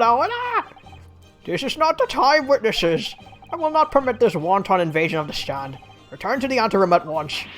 But, This is beyond reason, my lord. Oh, it's outrageous. It's very hurtful, you know. My lord, if I may comment. Go ahead, Lord Van Jake. It was the defense that incited this outburst from the witnesses. My learned friend has seen fit to abandon all protocol and accuse the witnesses without proof. Accuse? I never intended to... It seems, young man, that your command of the English tongue is wanting. He proposed to this court that the victim fell through the skylight from the roof deck of the omnibus. How could it possibly be a murder, says the average attorney participant? It's like, I'm not a murderer. Put him up, put him up. That hypothesis cannot possibly stand without the rooftop passengers being aware of the events. You have branded these gentlemen liars. You have intimated their criminal guilt. In our British courts of law, that is what is termed a baseless accusation. I know it was rash to put this idea forward without any actual evidence, but you can't just dismiss it without a second thought. What are you wasting time for? Get to... Fly! I thought there was something fishy about that hat from the moment I laid eyes on the fellow. Which hat, man? They all have hats! We have to see this matter through now, on one way or another. If there's filth and rubbish in our midst, we must dispose of it at once. Oh. Damn! I was not expecting I'm not sure we can hear it, but the gallery, they're chanting testify. What's happening, Mr. Naruhodo? The spectators in the public gallery they're in a complete frenzy. Mr. Fairplay and Mr. First? My lord, they're stunned. You will take the stand again and make another formal testimony. Yeah, being abusive doesn't make you murder, but you're not exactly looking good while doing it either. You will take the stand and make another formal testimony in reference to the indictment brought by the defense. Yes, my lord. I didn't come here for this. Bring, bring, bring. There's no time to think this through. All I can do is keep pushing forward.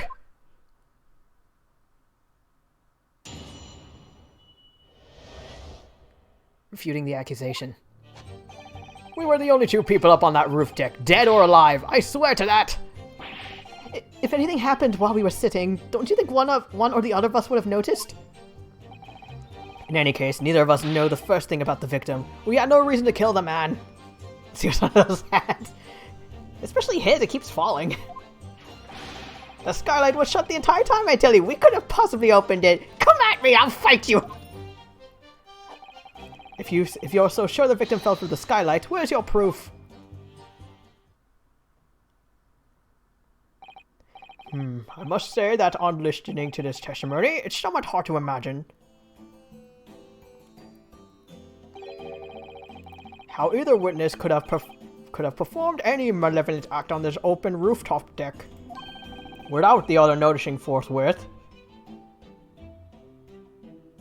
Okay, if memory serves right, Ladies First man was sitting in the back while Banker man was sitting in the front, and the guy in charge of the carriage, he doesn't exactly count because he was busy, like, taking charge of the horses. That's right, you see. We're innocent, I tells ya!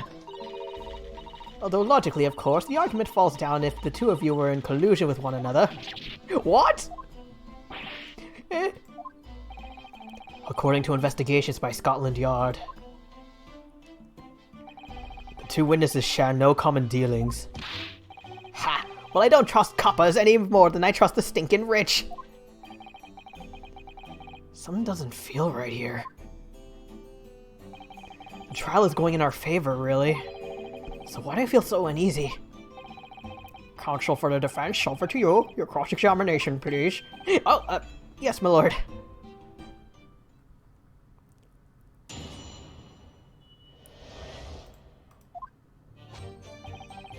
The only 2 people up on that roof. Save!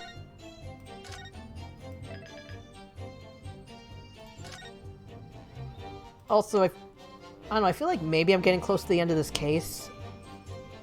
Maybe. That or a to be continued, I'm not sure which. We were the only 2 people up there. Really? So at no time did the victim, Mr. Mason, climb up to join you on the roof deck? Absolutely not, Dickon! No question about it, he said. None at all. Are you... You keep...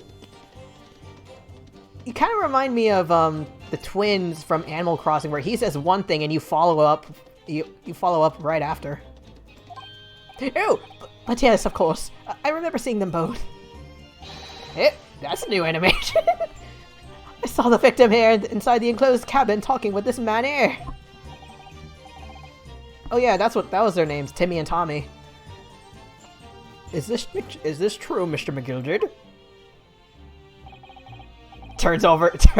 Turns to first finger, goes chomp. Dear me, my lord, at the risk of repeating myself, I boarded the omnibus alone and nodded off inside almost immediately.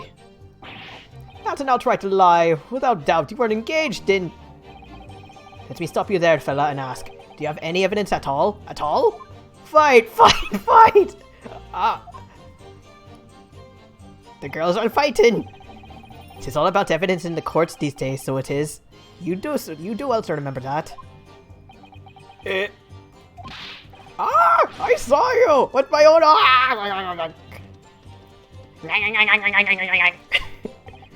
This is going so well!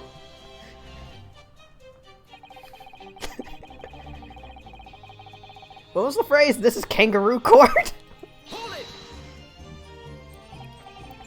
Well, it was on the final run of the omnibus at past 10 o'clock in the evening. It would certainly have been quite dark. Perhaps too dark to see clearly? Is this some kind of a lock? Is this some kind of a joke, he said? Is that what this is? Are you his translator? Or perhaps one or the other of you fell asleep?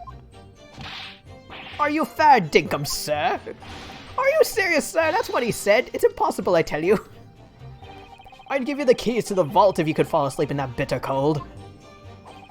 And if you did manage it, your eyelids would freeze shut and you'd never open them again. That's extreme. Hey, he's got the... Yeah, Phoenix inherited the oh dear god, why look. It was extreme, I tell you, and we had to put up with it because this man had locked the door. Any true gent would have unlocked it and let me in when I knocked. I'm dreadfully sorry about that, young fella. But you see, I was away with the fairies and I didn't hear you at all. Away with the fair... Is that slang for asleep? That's a lie! I saw you through the glass! You were talking to someone! Now, 'twas a cold night, so it was. People do be seeing things that aren't real in the cold. 'Tis hardly surprising. Seeing things? Seeing things? Let me at him! I almost kind of want him, like, whenever he does that whole put him up, like, just add a Donald Duck angry sound effect. I can't do a Donald Duck impression, unfortunately, so I'll just, like, we'll just have to imagine it. I can't do it. You! Don't take it personally now, lad. If I'm a suspect in this case, then 'tis only fair that you and the other fiend are too. Open and free competition is what capitalist society is all about. Screw capitalism! This isn't a competition I should like to be involved in, really. Me neither. Something we agree on. In any case, neither of us know the first thing about the victim. Really? Wait a minute. Sorry, I just realized. Okay, so the dagger, it could either be an M or a W, right? Wait, not that. No! What shape is his mustache? Yeah, you can murder strangers. Like, like, don't, but in this case, it's like, you don't have to know them. Oh, Gloom, no, not once, never. I have a new theory. The dagger is his because of the mustache. It's like, why'd he go? He never met the man before, he said never. And you, Mr. First, had no prior dealings with the victim either? That's right, sir. Hatters don't have much to do with brickmakers, to be perfectly honest, sir. No, I imagine not. You see, how many different ways can I put this? Neither of us have the remotest connection. Well, no. Scusi? Excuse me. Mr. McGilded? Yes, counsel? What can I be doing for you? What can I be doing you for? More likely be hurt / killed by someone you... Oh. Dang. Yeah, I guess that does make sense. Like, I know... And I honestly thought the odds of being killed by either someone you know, or someone you've never met before were about even. Did the witness's last statement give you pause for his thought somehow? Not the remotest connection? Is that right now, I wonder? What are you insinuating now? Ah, Mr. Fairplay. It has been too long, so it has. Oh yeah, Fairplay has, hold on. McGilded is sort of like a lone person. And two of the people who borrowed money from him were the murder victim and Mr. Fairplay here. If I'm not very much mistaken, I believe 'tis fast approaching, is it not? Your repayment date. I beg your pardon? Hehe. You borrowed 20 guineas from me, sir. At an unconscionable rate of interest. You tricked me. It's extortion. Well now, is that a touch of begrudgery, is it? The sort of begrudgery that might motivate a fella to pass his crimes off on another?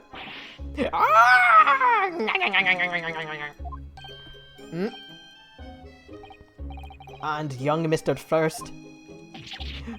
Me, sir? What do you want with me, sir? You do be making hats for a living, do you not? That there top hat sliding about on your head. Is that one of your own creations, is it? Oh, well, I'm still just an apprentice, you know. I'm learning to find the perfect fit for whatever fine gent walks through the door. Oh yeah, very true. The perfect fit, is it? Well, 'tis a very distinctive design, so it is. Many customers like it, I tell you. They like a distinctive touch. Donald Duck, angry quacking. Customers, such as thrice-fired Mason? Ah!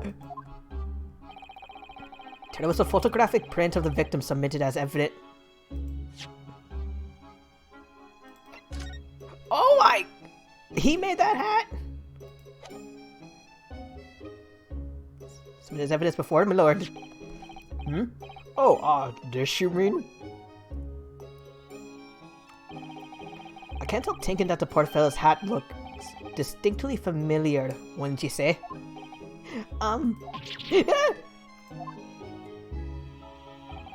That's one of my hats.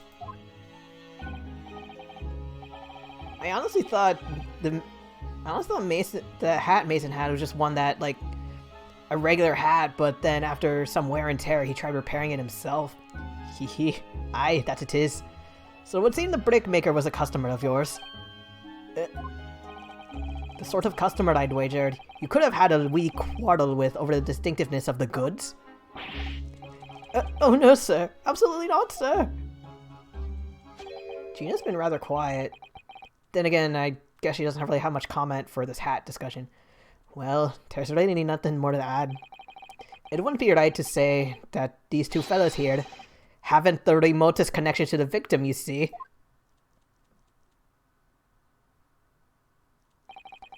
Are this the case? You little weasel! Ah! He's better at this.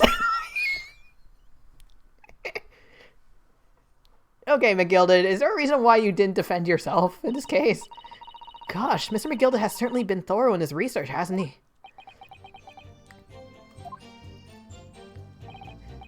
Please, please, don't let the little interruption hold up the achievement unlocked, Hat Hunter. Hold up the proceedings. That skylight was shut the entire time. Are you sure about that? Are you quite certain about that? That the skylight was shut the entire time? I'm going to lose my block with you in a minute. He's going to lose his rag with you in a minute. That's what he said. Take a look for yourself. Go on.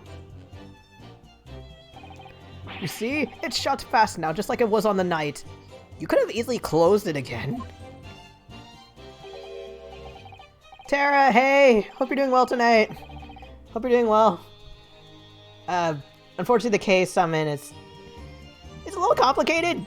This dude's being accused of murder. Whoops. These two are being very suspicious. And she was helpful earlier, but I don't think she has much input on these three dudes. What? Just looking at the size of the ting, you understand. Also, apologies for the bad accent. Are you... Hold on there a minute, sir. The size of the ting... Ting means nothing! Not on its own! Let's consider the bigger picture here, shall we? Let's stop playing a game, shall we? I was riding the omnibus on another occasion when, well, I broke wind while I shocked myself with it, as it happens. Okay, this dude's name is Lady First, or Lady Farts. This is an unexpected confession, Mr. First. Oh, I just meant to say, well, the point is I tried to open the skylight, you see. But, just my luck, I couldn't make it budge. The stench was terrible. Assuming you farted inside the omnibus, and there's no way to open it from the inside. Everyone was looking daggers at me, sir. I went as red as a rouge I did. Are you expecting me to sentence you? I sentence you to Beano! Oh, no sir, the point is, the skylight can't be opened. I tried and tried and I was inside that cabin of shame. Gina reacted. Excuse me. Do you have something to say about that, Miss Lestrade? Miss Lestrade!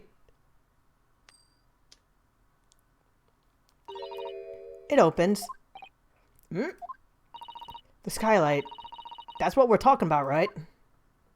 Ooh! New animation. All them skylights open. Dead easy. More easily than you can load that weapon. Please don't shoot me! That's a lie, I tell you! Otherwise, when I broke wind, You can't do it from inside, you mug. Ew! Look, a few weeks ago, I was up on the roof deck on one of them drags.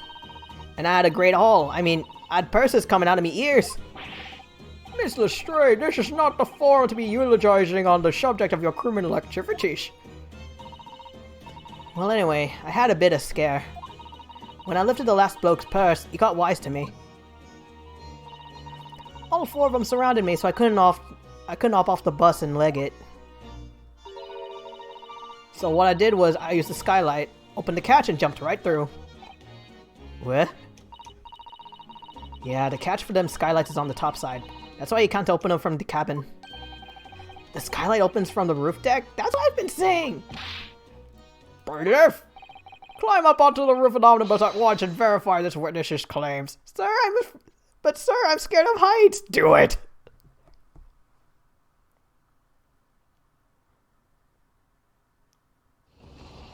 Ooh. Oh! Oh, my hat! I honestly thought it would open like a trap door, like the hinges just opening at like 90-degree angle. See?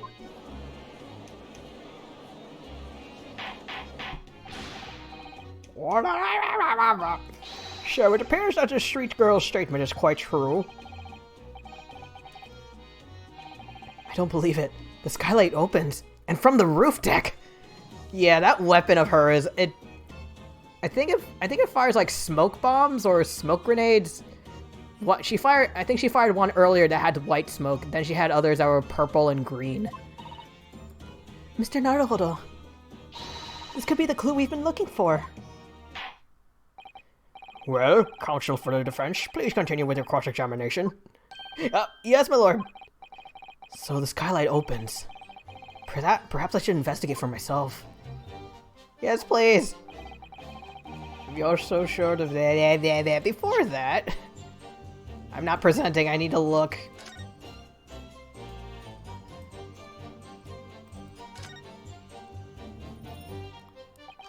So the skylight was fastened shut before. But now the catch has been undone, we should be able to open it.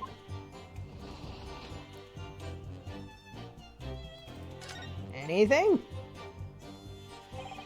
You can certainly see inside the carriage through this opening, that's for sure. Yes, and there's a lamp in the enclosed cabin. So I'm sure the windows will be able to see quite clearly. That's not good for us. Is there anything new on the inside?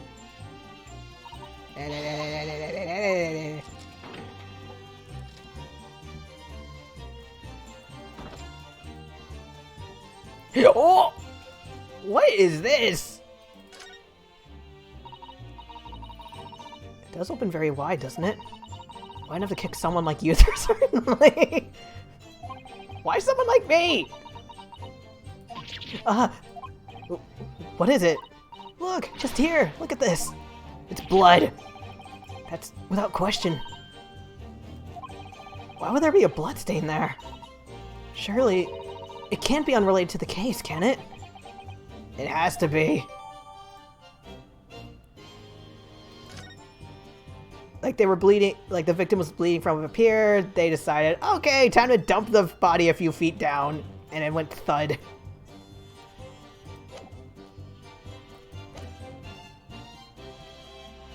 I got your proof, buddy. Objection.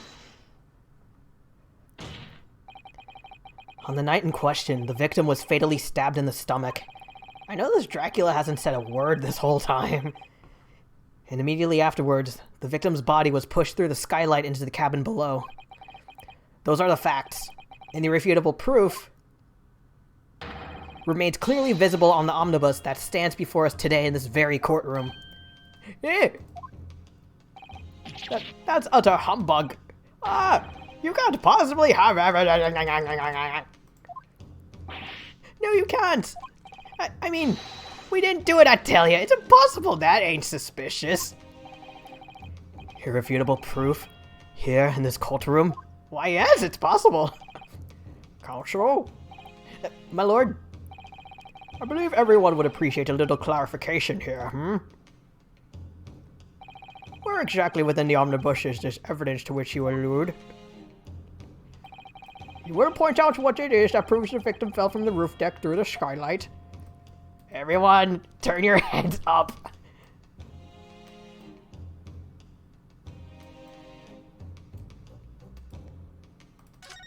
Wait, whoops.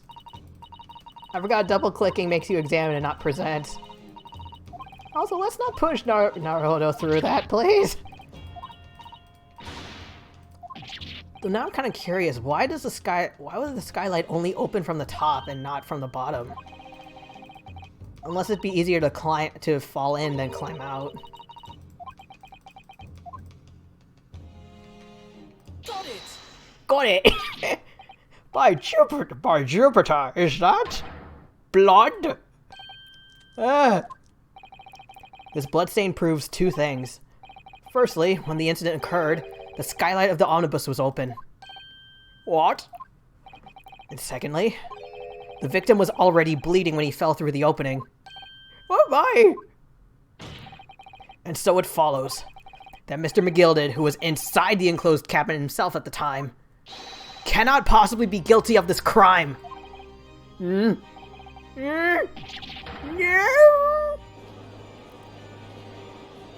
So it was a two-man effort? Who was that? Dang it, I didn't know... That was a new voice. Bot. But the blood could have sprayed up there when the fellow was stabbed inside the cabin. That would be... I don't... Okay. I don't... Okay, assuming this is where... That would be one heck of a spray.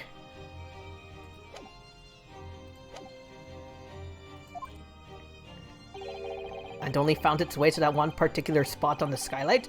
Sure, and that would be very convenient.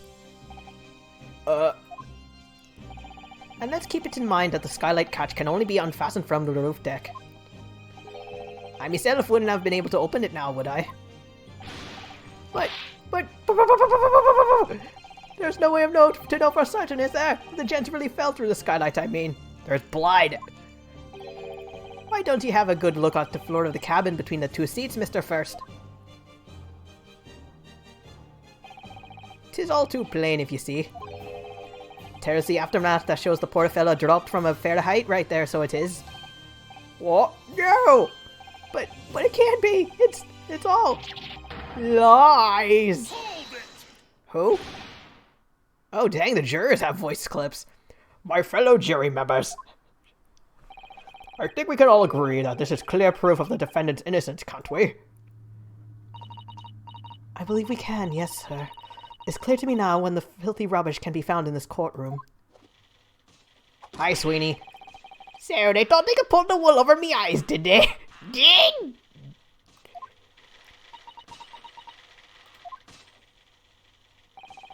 I won't tolerate any of the guild's carriages being sullied with blood. I won't tolerate it. Oh, I always knew that nice gentleman who gave us that delightful park couldn't have done such a thing. Didn't you vote guilty twice? On three then, everyone. 1, 2, 3. Objection! Hi, Dracula. A chilling performance, Mr. McGilded. Oh, and what would he be referring to there now, Lord Van Zeeks? A bloodstain on the frame of the skylight. Such evidence is null and void. Why? Thank you! For one extremely simple reason. That smear of blood.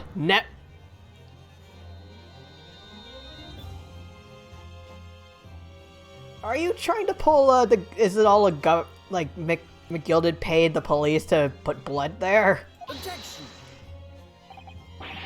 What are you talking about? It's there for all to see, and it's clearly blood! Objection! Unless you want to say it's ketchup! I personally attended Scotland Yard's investigation of the omnibus. The officers involved went over the carriage with a fine-tooth comb. They literally had a comb and scraped it all over. So I can state with absolute surety. No such smear of blood in the existed in the carriage. At least, not until this trial began. Are you suggesting, Lord Van Zeeks, that this stain of blood was... fabricated, my lord? Yes, and while this court has been in session. When? We were all in here. Won't we have seen someone hop on there and paint it? What a palaver. I must say I didn't expect such crude reasoning from a prosecutor of your standing, Lord Van Zeeks. But I'm Magnus McGilded, a fellow known all over the capital for his fine contributions to public life. I don't take kindly to slander, and I'll fight it to the bitter end. Even if it's rolling off the tongue of the Reaper of the Bailey. Mr. McGilded. Oh yeah, very true. Like, seriously, Van Ziggs, do you want to meet Mr. I know it's a few years too early, but there's a dude named Von Karma. I realize that this is your first appearance in court as the accused. However, I am very well aware of your involvement behind the scenes in a great many affairs of dubious nature. You're very adept when it comes to avoiding getting your own hands dirty. And each time it happens that the case you're involved in is investigated, you adapt the facts. Adapt the facts? It means... Ryunosuke, I know you're new to London, but come on. This is not the time for drinking! When you wield a fortune of the size of Mr. McGilded's, however ill-gotten it may be, nothing is impossible. Tampering with evidence, manipulating the scene of the crime, bribing witnesses, much like in real life. I toast your ability to concoct the most convenient of stories, sir. Tut tut, Lord Van Zieks. This will not do, to be sure. Will it now, Counsel? No. I think it's fair to say, this does all sound like a rather far-fetched excuse by a desperate man. The blood on the skylight didn't exist, you see. Who's to say you didn't just spill your wine all over it? But, if you will all cast your minds back, is it not true that the omnibus there has been in the courtroom this entire time? Thank you! Seriously, we all would have seen someone just waltz in and paint it. How could anyone possibly have put a smear of blood in it without the world and his wife seeing? Isn't that right now, Counsel? It's true. The omnibus hasn't been in full view the entire time. My learned friend. Here's to hearing your opinion on this matter, in your own words. As you wish.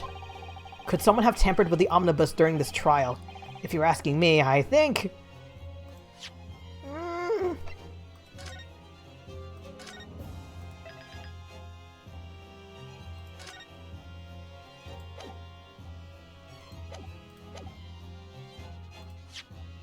The only person... Okay. Even if there was possibility of it being tampered, the only one I could think of doing that was this dude. But he... Why would he tamper with the evidence in a way that works against him? Could be this dude. But I don't think we're that far yet into his possible villain arc.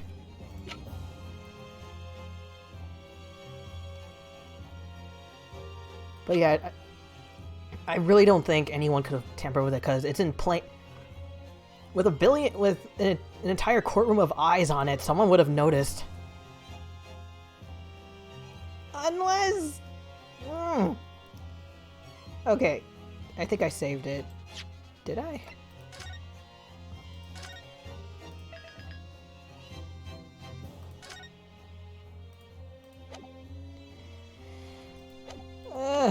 Okay, I'm gonna go with my gut feeling, and if that's wrong, I'll see if I can go back to the one that doesn't make sense to me.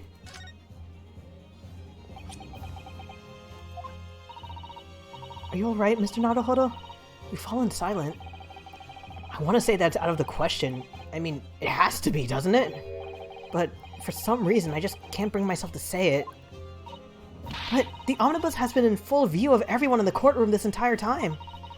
It's out of the question that someone could have tampered with it, surely, isn't it? Oh my, you don't think... Might it actually have been possible? As a defense lawyer, it's my job to advocate for the defendant as best as I can. But still, I feel as though there's something even more important at stake here. There is no evidence to suggest that the defendant did as my learned friend suggests. However, in terms of having the opportunity to carry out the alleged tampering, there is one possibility. Oh, good gracious! Explain yourself, Counsel.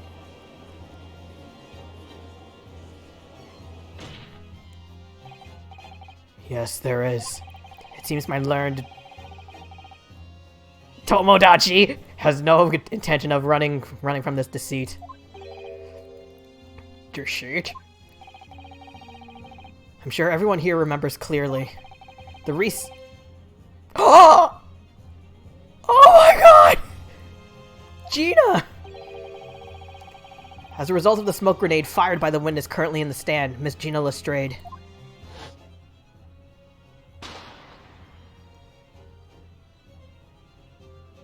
Oh yeah, that smoke grenade pretty much like blinded everyone. What's going on? Be careful not to let someone cover your face. Very left, all of the accused escape. Security omnibus. I hereby call an emergency recess. Spare your life, ensure defense and custody.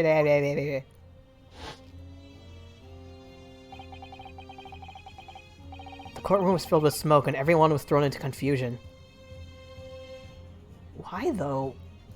If she was the one who tampered with it, why? All of us were made to leave this chamber. In that brief interval, under the veil of smoke and in all the chaos. Whoa! It could have been possible to steal inside the omnibus. Oh, she's a pickpocket. Is that why?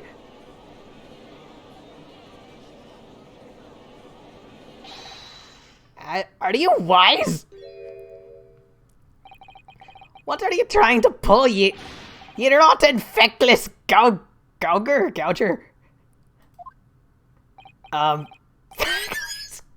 Feckless gouger? You're supposed to be defending me! 'Tis a wicked plot! 'Tis a plot to undermine me, so it is! Objection! Whatever you think this is, it changes nothing. The facts are the same. The facts do not care for your feelings! After this courtroom was evacuated earlier as a result of the smoke grenade, a number of inconsistencies materialized in retaliation in relation to the omnibus. Oh yeah, that's where all the stuff went! Like the little compartment was full of stuff, but now it's empty. Inconsistencies, such as? To start with, the storage compartment underneath the rear passenger seat. When the police investigated the omnibus, this compartment was full of the driver's items. Secondly, we have the smear of blood on the edge of the skylight.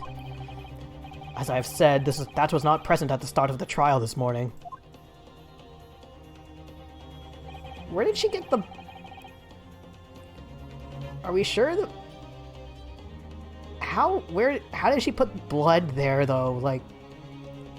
Was it her own blood? Or did she just have blood, like, just random jars of it? Excuse me. Unfortunately, Lord Van Zieks, no one is able to corroborate your claims. That's true.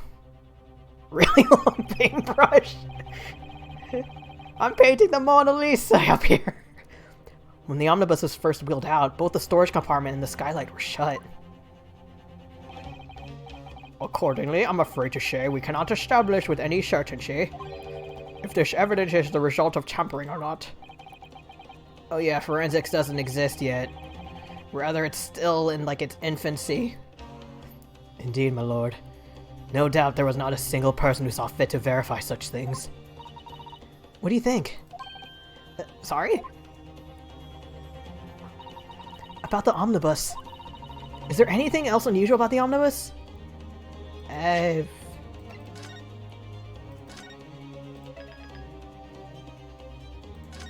Okay.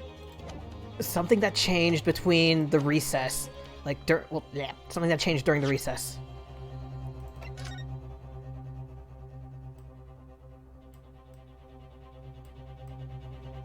I can't look below it.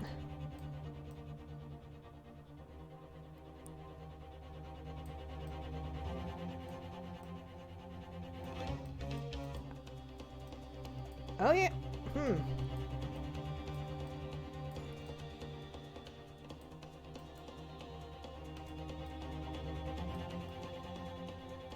Crap. Could something change inside?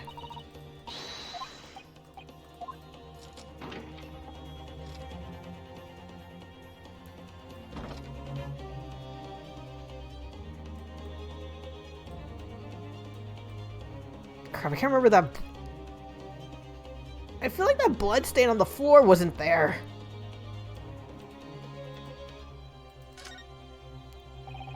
This has a handle. Anything else in here?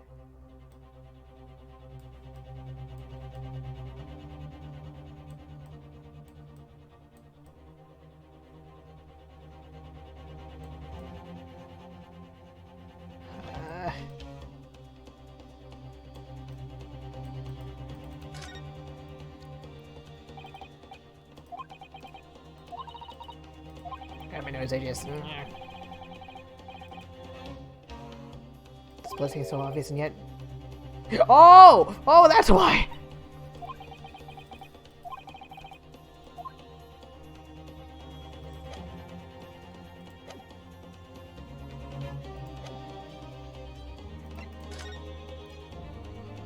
An inkling of red paint. My lord. Yes, Consul? There is one further inconsistency. A mark that surely could not have been present at the start of the trial. What? What did the devil's name are you going to say now? If you're there to betray me, you little maggot, you'd bet... Yeah. Silence, McGilded. The court awaits the defense's clarification. This trial keeps swinging one way and then the other. I have no idea what the truth is and what's deception. I'm confused too! What am I supposed to believe here?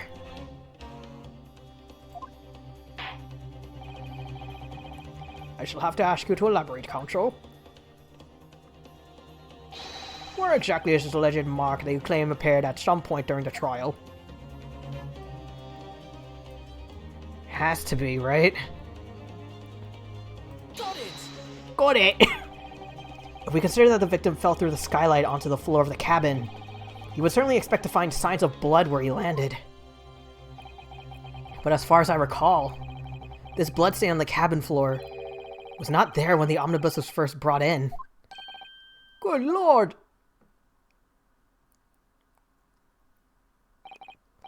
Yes, I do believe you're correct, Counsel. Well said. Although, as advocate for the defense, one might say that was a very careless slip of the tongue. I may be a defense attorney, but the main thing is the truth. I believe that bloodstain on the floor is a decisive piece of evidence.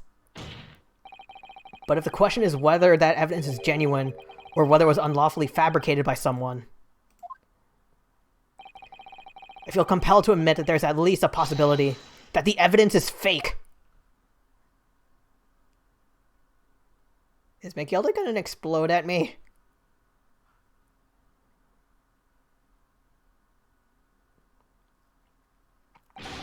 Ah! Oh god! This trial is over. McGilda? I've done everything I possibly can to cooperate with the court, but... Tis all over now. But you're the defendant. Oh god! Tis over, I tell you! Eat the rich? Memory, recollection, what people think they saw. Tis all nonsense. Facts are what counts, and the fact is that bloodstain is there now. Well? And over the course of this desperate trial, long and extremely drawn out as it has been, that good-for-nothing reaper of the Bailey has failed to present any decisive evidence at all. I'm scandalized, so I am. I thought better of Lord Van Seeks. Well, my lord! I must concur with the defendant. The unaffirmed recollections of an individual cannot stand as evidence. At this moment in time, the particular bloodstain in question is very much in existence, and in the absence of any credible method by which to prove its alleged previous non-existence, I regret to say that would be improper for this trial to continue. Your lordship can't be serious. Your lordship can't be serious. Lord Van Seeks, what is your position? Is this going to be one of those to be continued? The prosecution, my lord, has no further witnesses or evidence to present. Very well. In that case, as I believe we have explored every possible avenue in this matter, I shall proceed to my adjudication. As a formality, I am of course obliged to confirm with the defense first. What formality? As things stand at the moment, it would seem that Mr. McGilda will be found not guilty. Yes. Which would mean we've won. Is that really the right outcome here? Yeah, because I know how he... I'm with Ryunosuke on that. Like, one hand, yes, we get the not guilty verdict and we can stay in London, but at the same time, McGill has been acting real fishy and nothing about this case makes sense. Is it really alright for the trial to end now? With all these unexplained inconsistencies? Counsel for the defense, your closing statement, please.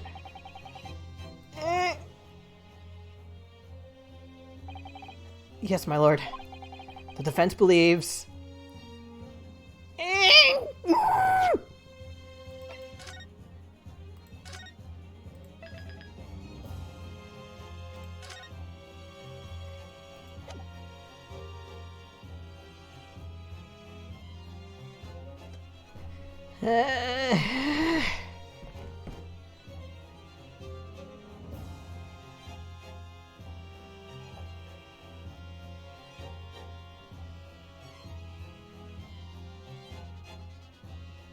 I mean, okay, the first half of the case, we proved that there was another passenger, which turned out to be Gina.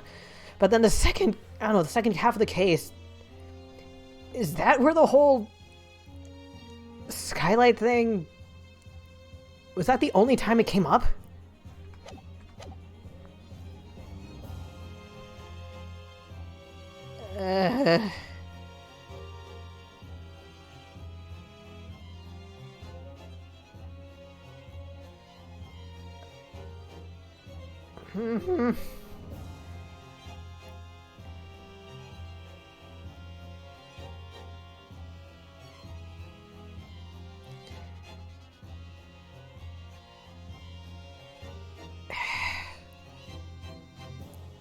This feels like a Matt Ungard scenario. Where it's like, my guy is acting really suspicious, but saying that they're still questionable has very bad consequences. Okay, alright, I saved, so...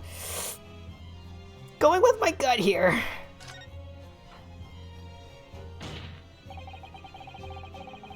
They have a penchant for drag. Very true. Especially in this game. I'm here in the courtroom today to advocate for the defense of my client, Mr. McGilded.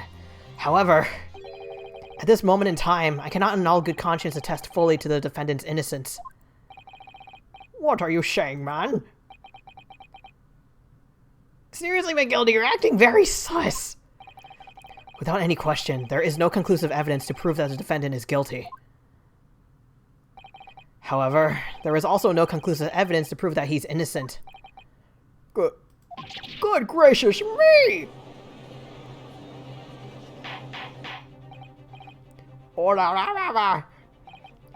This is unprecedented behavior, counsel. A defense lawyer calling the accused innocent into question? Are you of sound mind? I was until this guy started acting weird. That's an evil laugh. Oh, 'twas a grand decision to appoint you as my lawyer, so it was. A grand decision.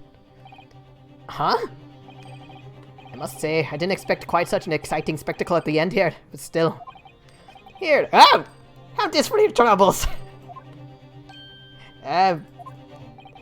Your job here is done, fella, and some fine work you've done, so you have. Just being honest, like, what do you mean? 'Tis just as the right honourable gentleman so succinctly put it afford. Isn't one of those you're fired? The trial can't go on anymore. Why did he blink? I noticed when he blinked, he looked the other way.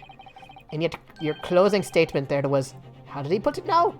Nothing more than a formality. Why are we zooming in?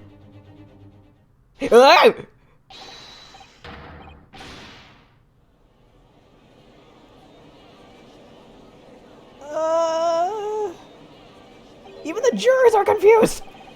I really don't know what to make of all this. Was the evidence we've seen genuine, or was it fake? His lordship would be fuming. Any unsightly rubbish should be disposed of promptly, as I said.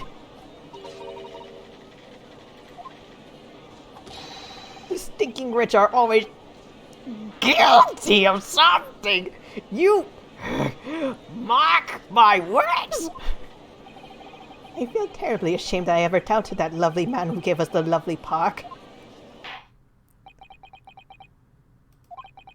Now that proceedings have unfolded in this way, I am compelled to declare a premature end to this trial. Furthermore, the court must accept the defendant's plea. Did we not just see him evil laugh? I thank you kindly, my lord.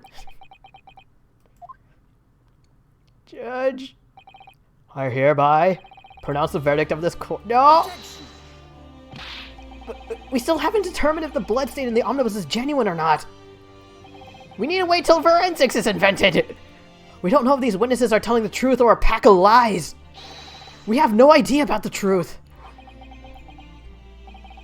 Lord Van Zieks, my lord, the case made by the prosecution was flawed, plain and simple. If indeed the omnibus presented as evidence was tampered with, the prosecution is at fault for allowing such a disgraceful perversion of justice to take place.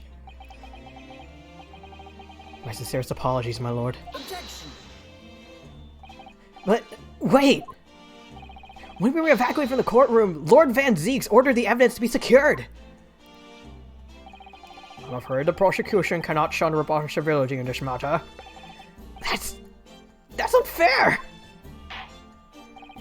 The culpability of the defendant has not at the present time been established by this court. Consequently, the jury will not be required to prefer judgment.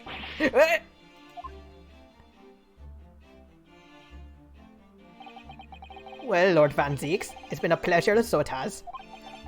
Are you rivals with him? And as for you, my dear fella, I couldn't have asked for a better defense. do you mean to tell me this has all been a grand waste of time? 'Tis the law of the land, my good man. If you'd like to pursue this matter further, you can always go ahead and try to change the law. Magnus McGilded. Good grief, you've more to say to me, have you? Just one thing. A warning. This is far from over. I'm gonna hunt you down and drain you dry of blood with my vampire teeth. Well, something to be looking forward to then. I hereby pronounce the defendant, Mr. Magnus McGilded.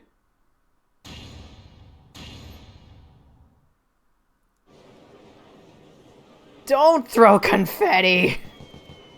Why are there fireworks? This is bad! Did I get the bad end?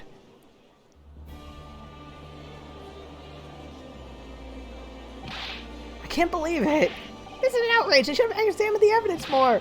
What are you talking about? The man's been cleared! He's innocent!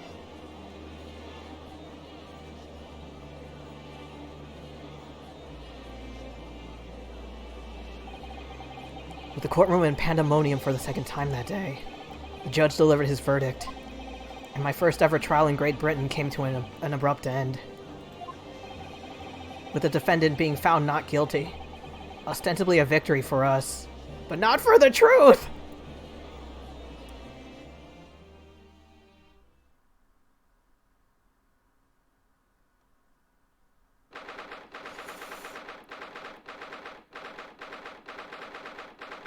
Ryunosuke, if you still have those coins Mr. McGilda gave you, I want you to throw them all back in his face as violently as possible. That certainly was a long trial. Yeah, it was.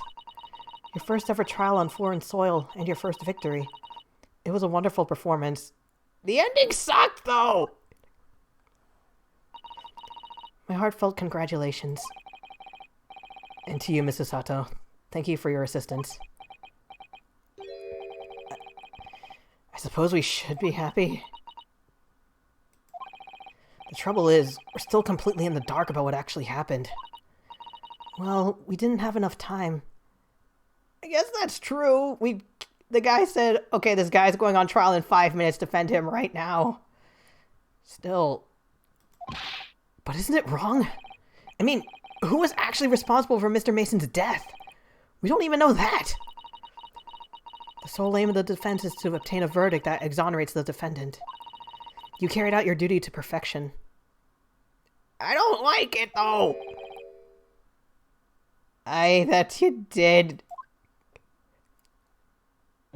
I'm gonna grab that hat of yours and rip it to pieces. Mr. McGilded. Also, I think first time I saw you, you seemed like a Scrooge McDuck kind of dude, but I hope Scrooge McDuck kicks your ass. Mr. McGilded. And Gina's with him, too. Well, it seems the stories are true.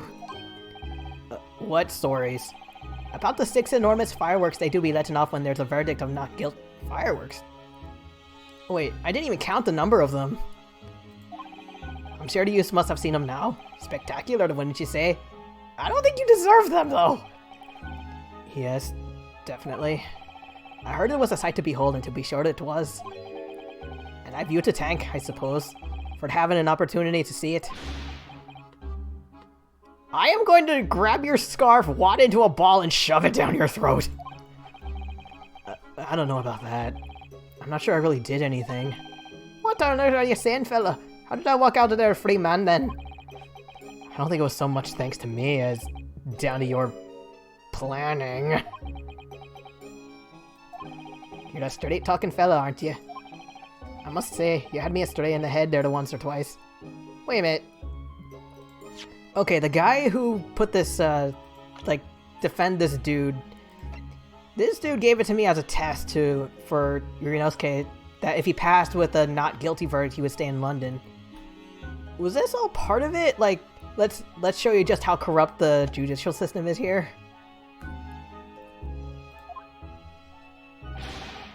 But you're young and headstrong. Wahaha! There's water under the bridge. Congratulations, Mr. McGilded, on having your name cleared.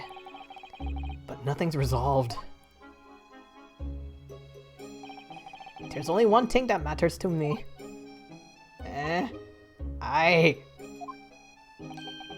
They've all seen that I didn't do that odious and abstinent deed.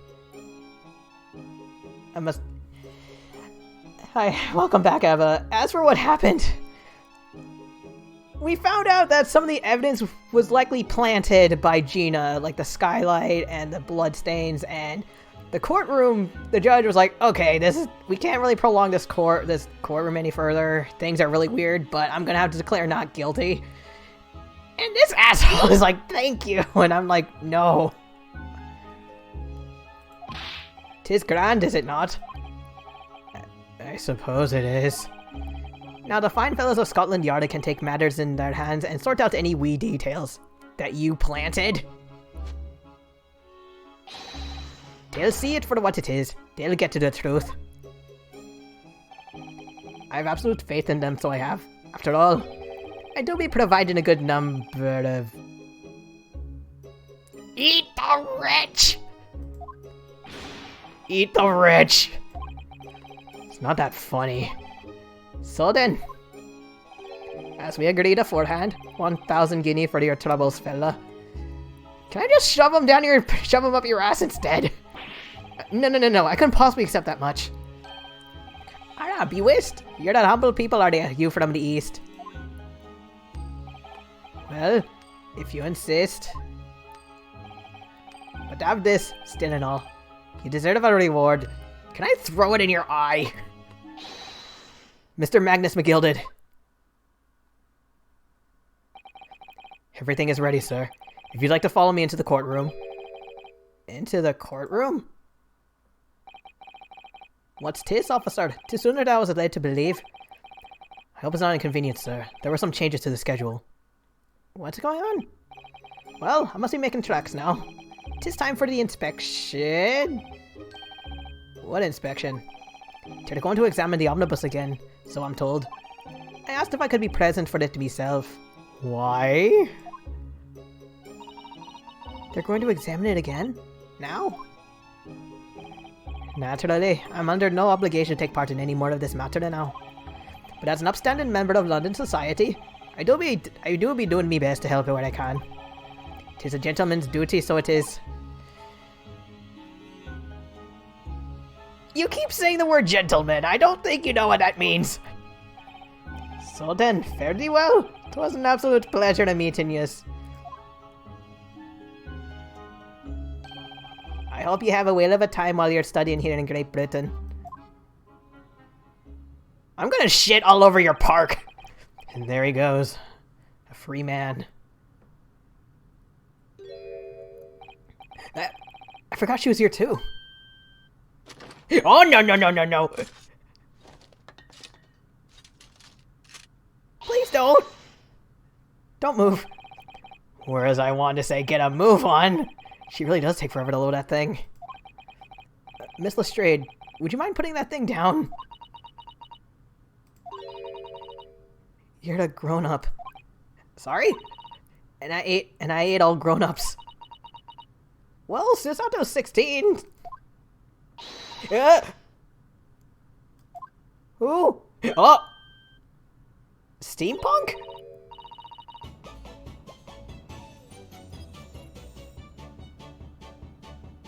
What game is this?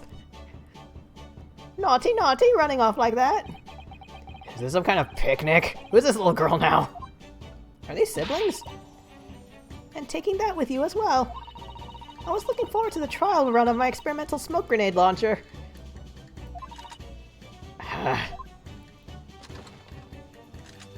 Who let a 5-year-old in here?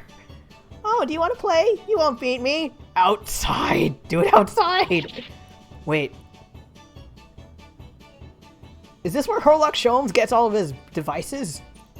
Because I recognize that symbol here. Ladies, who are you? Oh, good day to you. I'm, well, the inventor, I suppose, of that machine. The inventor? Well, normal smoke grenades are so dull, don't you agree? White, white, and more white. If you happen to be shrouded in smoke, it could at least be a pretty color, I thought to myself. Do we have to be shrouded in smoke, though? At all? I just took my eyes off it for a moment whilst I was changing onto a different omnibus, and she pinched it. What? Are you both pickpockets? Luckily, I fitted it with a telegraphic beak kit. What? What's it? I have no idea what this girl's talking about. Anyway, you're coming with me now. Back to my laboratory. What? What for? To apologize, of course, silly. To my technician. What? You mean, say sorry? You must say sorry when you've done something wrong. Surely an adult has told you that before. An adult? I don't listen to no adults. Oh no. Come along then, follow me. We never got this kid's name. Fine, have it your way. Oh good, you see, I knew you wanted to do the right thing in the end. I'm fairly sure that's what she wants, is not to get shot by that massive gun of yours. I swear, if TF2 took place in this universe, she would be providing all the weapons. We'll be leaving now then. Bye-bye! What's your name, though? I'm so sorry for all the fuss. What just happened? She was a lively one. Well, do you think perhaps we ought to be on our way now, too? Yeah, you're right. But where to? We haven't had time to find a place to stay. No sooner had we arrived in London than we had to rush here. And I don't know if the bailiff will allow us to sleep on that couch over there. All our traveling cases are still with the bailiff. Excuse me. I was originally planning to spend today in search of lodgings. But at this late hour in the day, I'm afraid we might be out of luck. What time is it again? Don't worry though, I have a plan. If the worst comes to worst, I've heard of a lovely park where we can... Oh no. Please tell me you're not thinking of McGilded Park. I know it may be a little chilly at this time of year, but... That's cute. Our youthfulness will see us through. I'm not so sure about that. I think a midwinter London night will freeze a young person solid just as easily as an elder one. Oh no, she's crying! Oh dear, that doesn't sound agreeable. Now I'm starting to regret turning Mr. McGilded down. That 1,000 guineas would have paid for a lovely warm room. Or mansion. Actually, where's that small child? Does she have a spare room?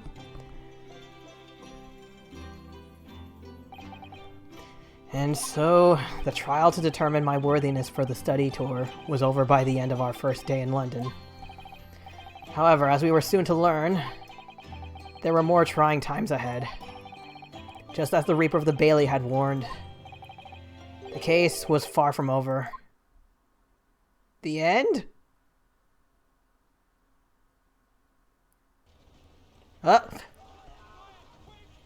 Oh no, are they burning it? Get the fire brigade! Oh my god!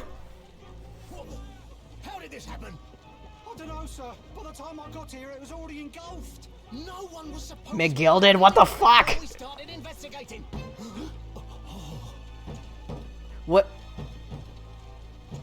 Someone's in there? No. Oh, good God.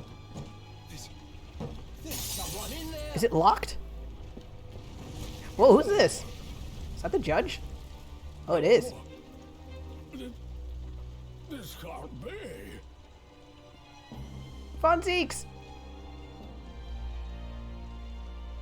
How'd you get that scar?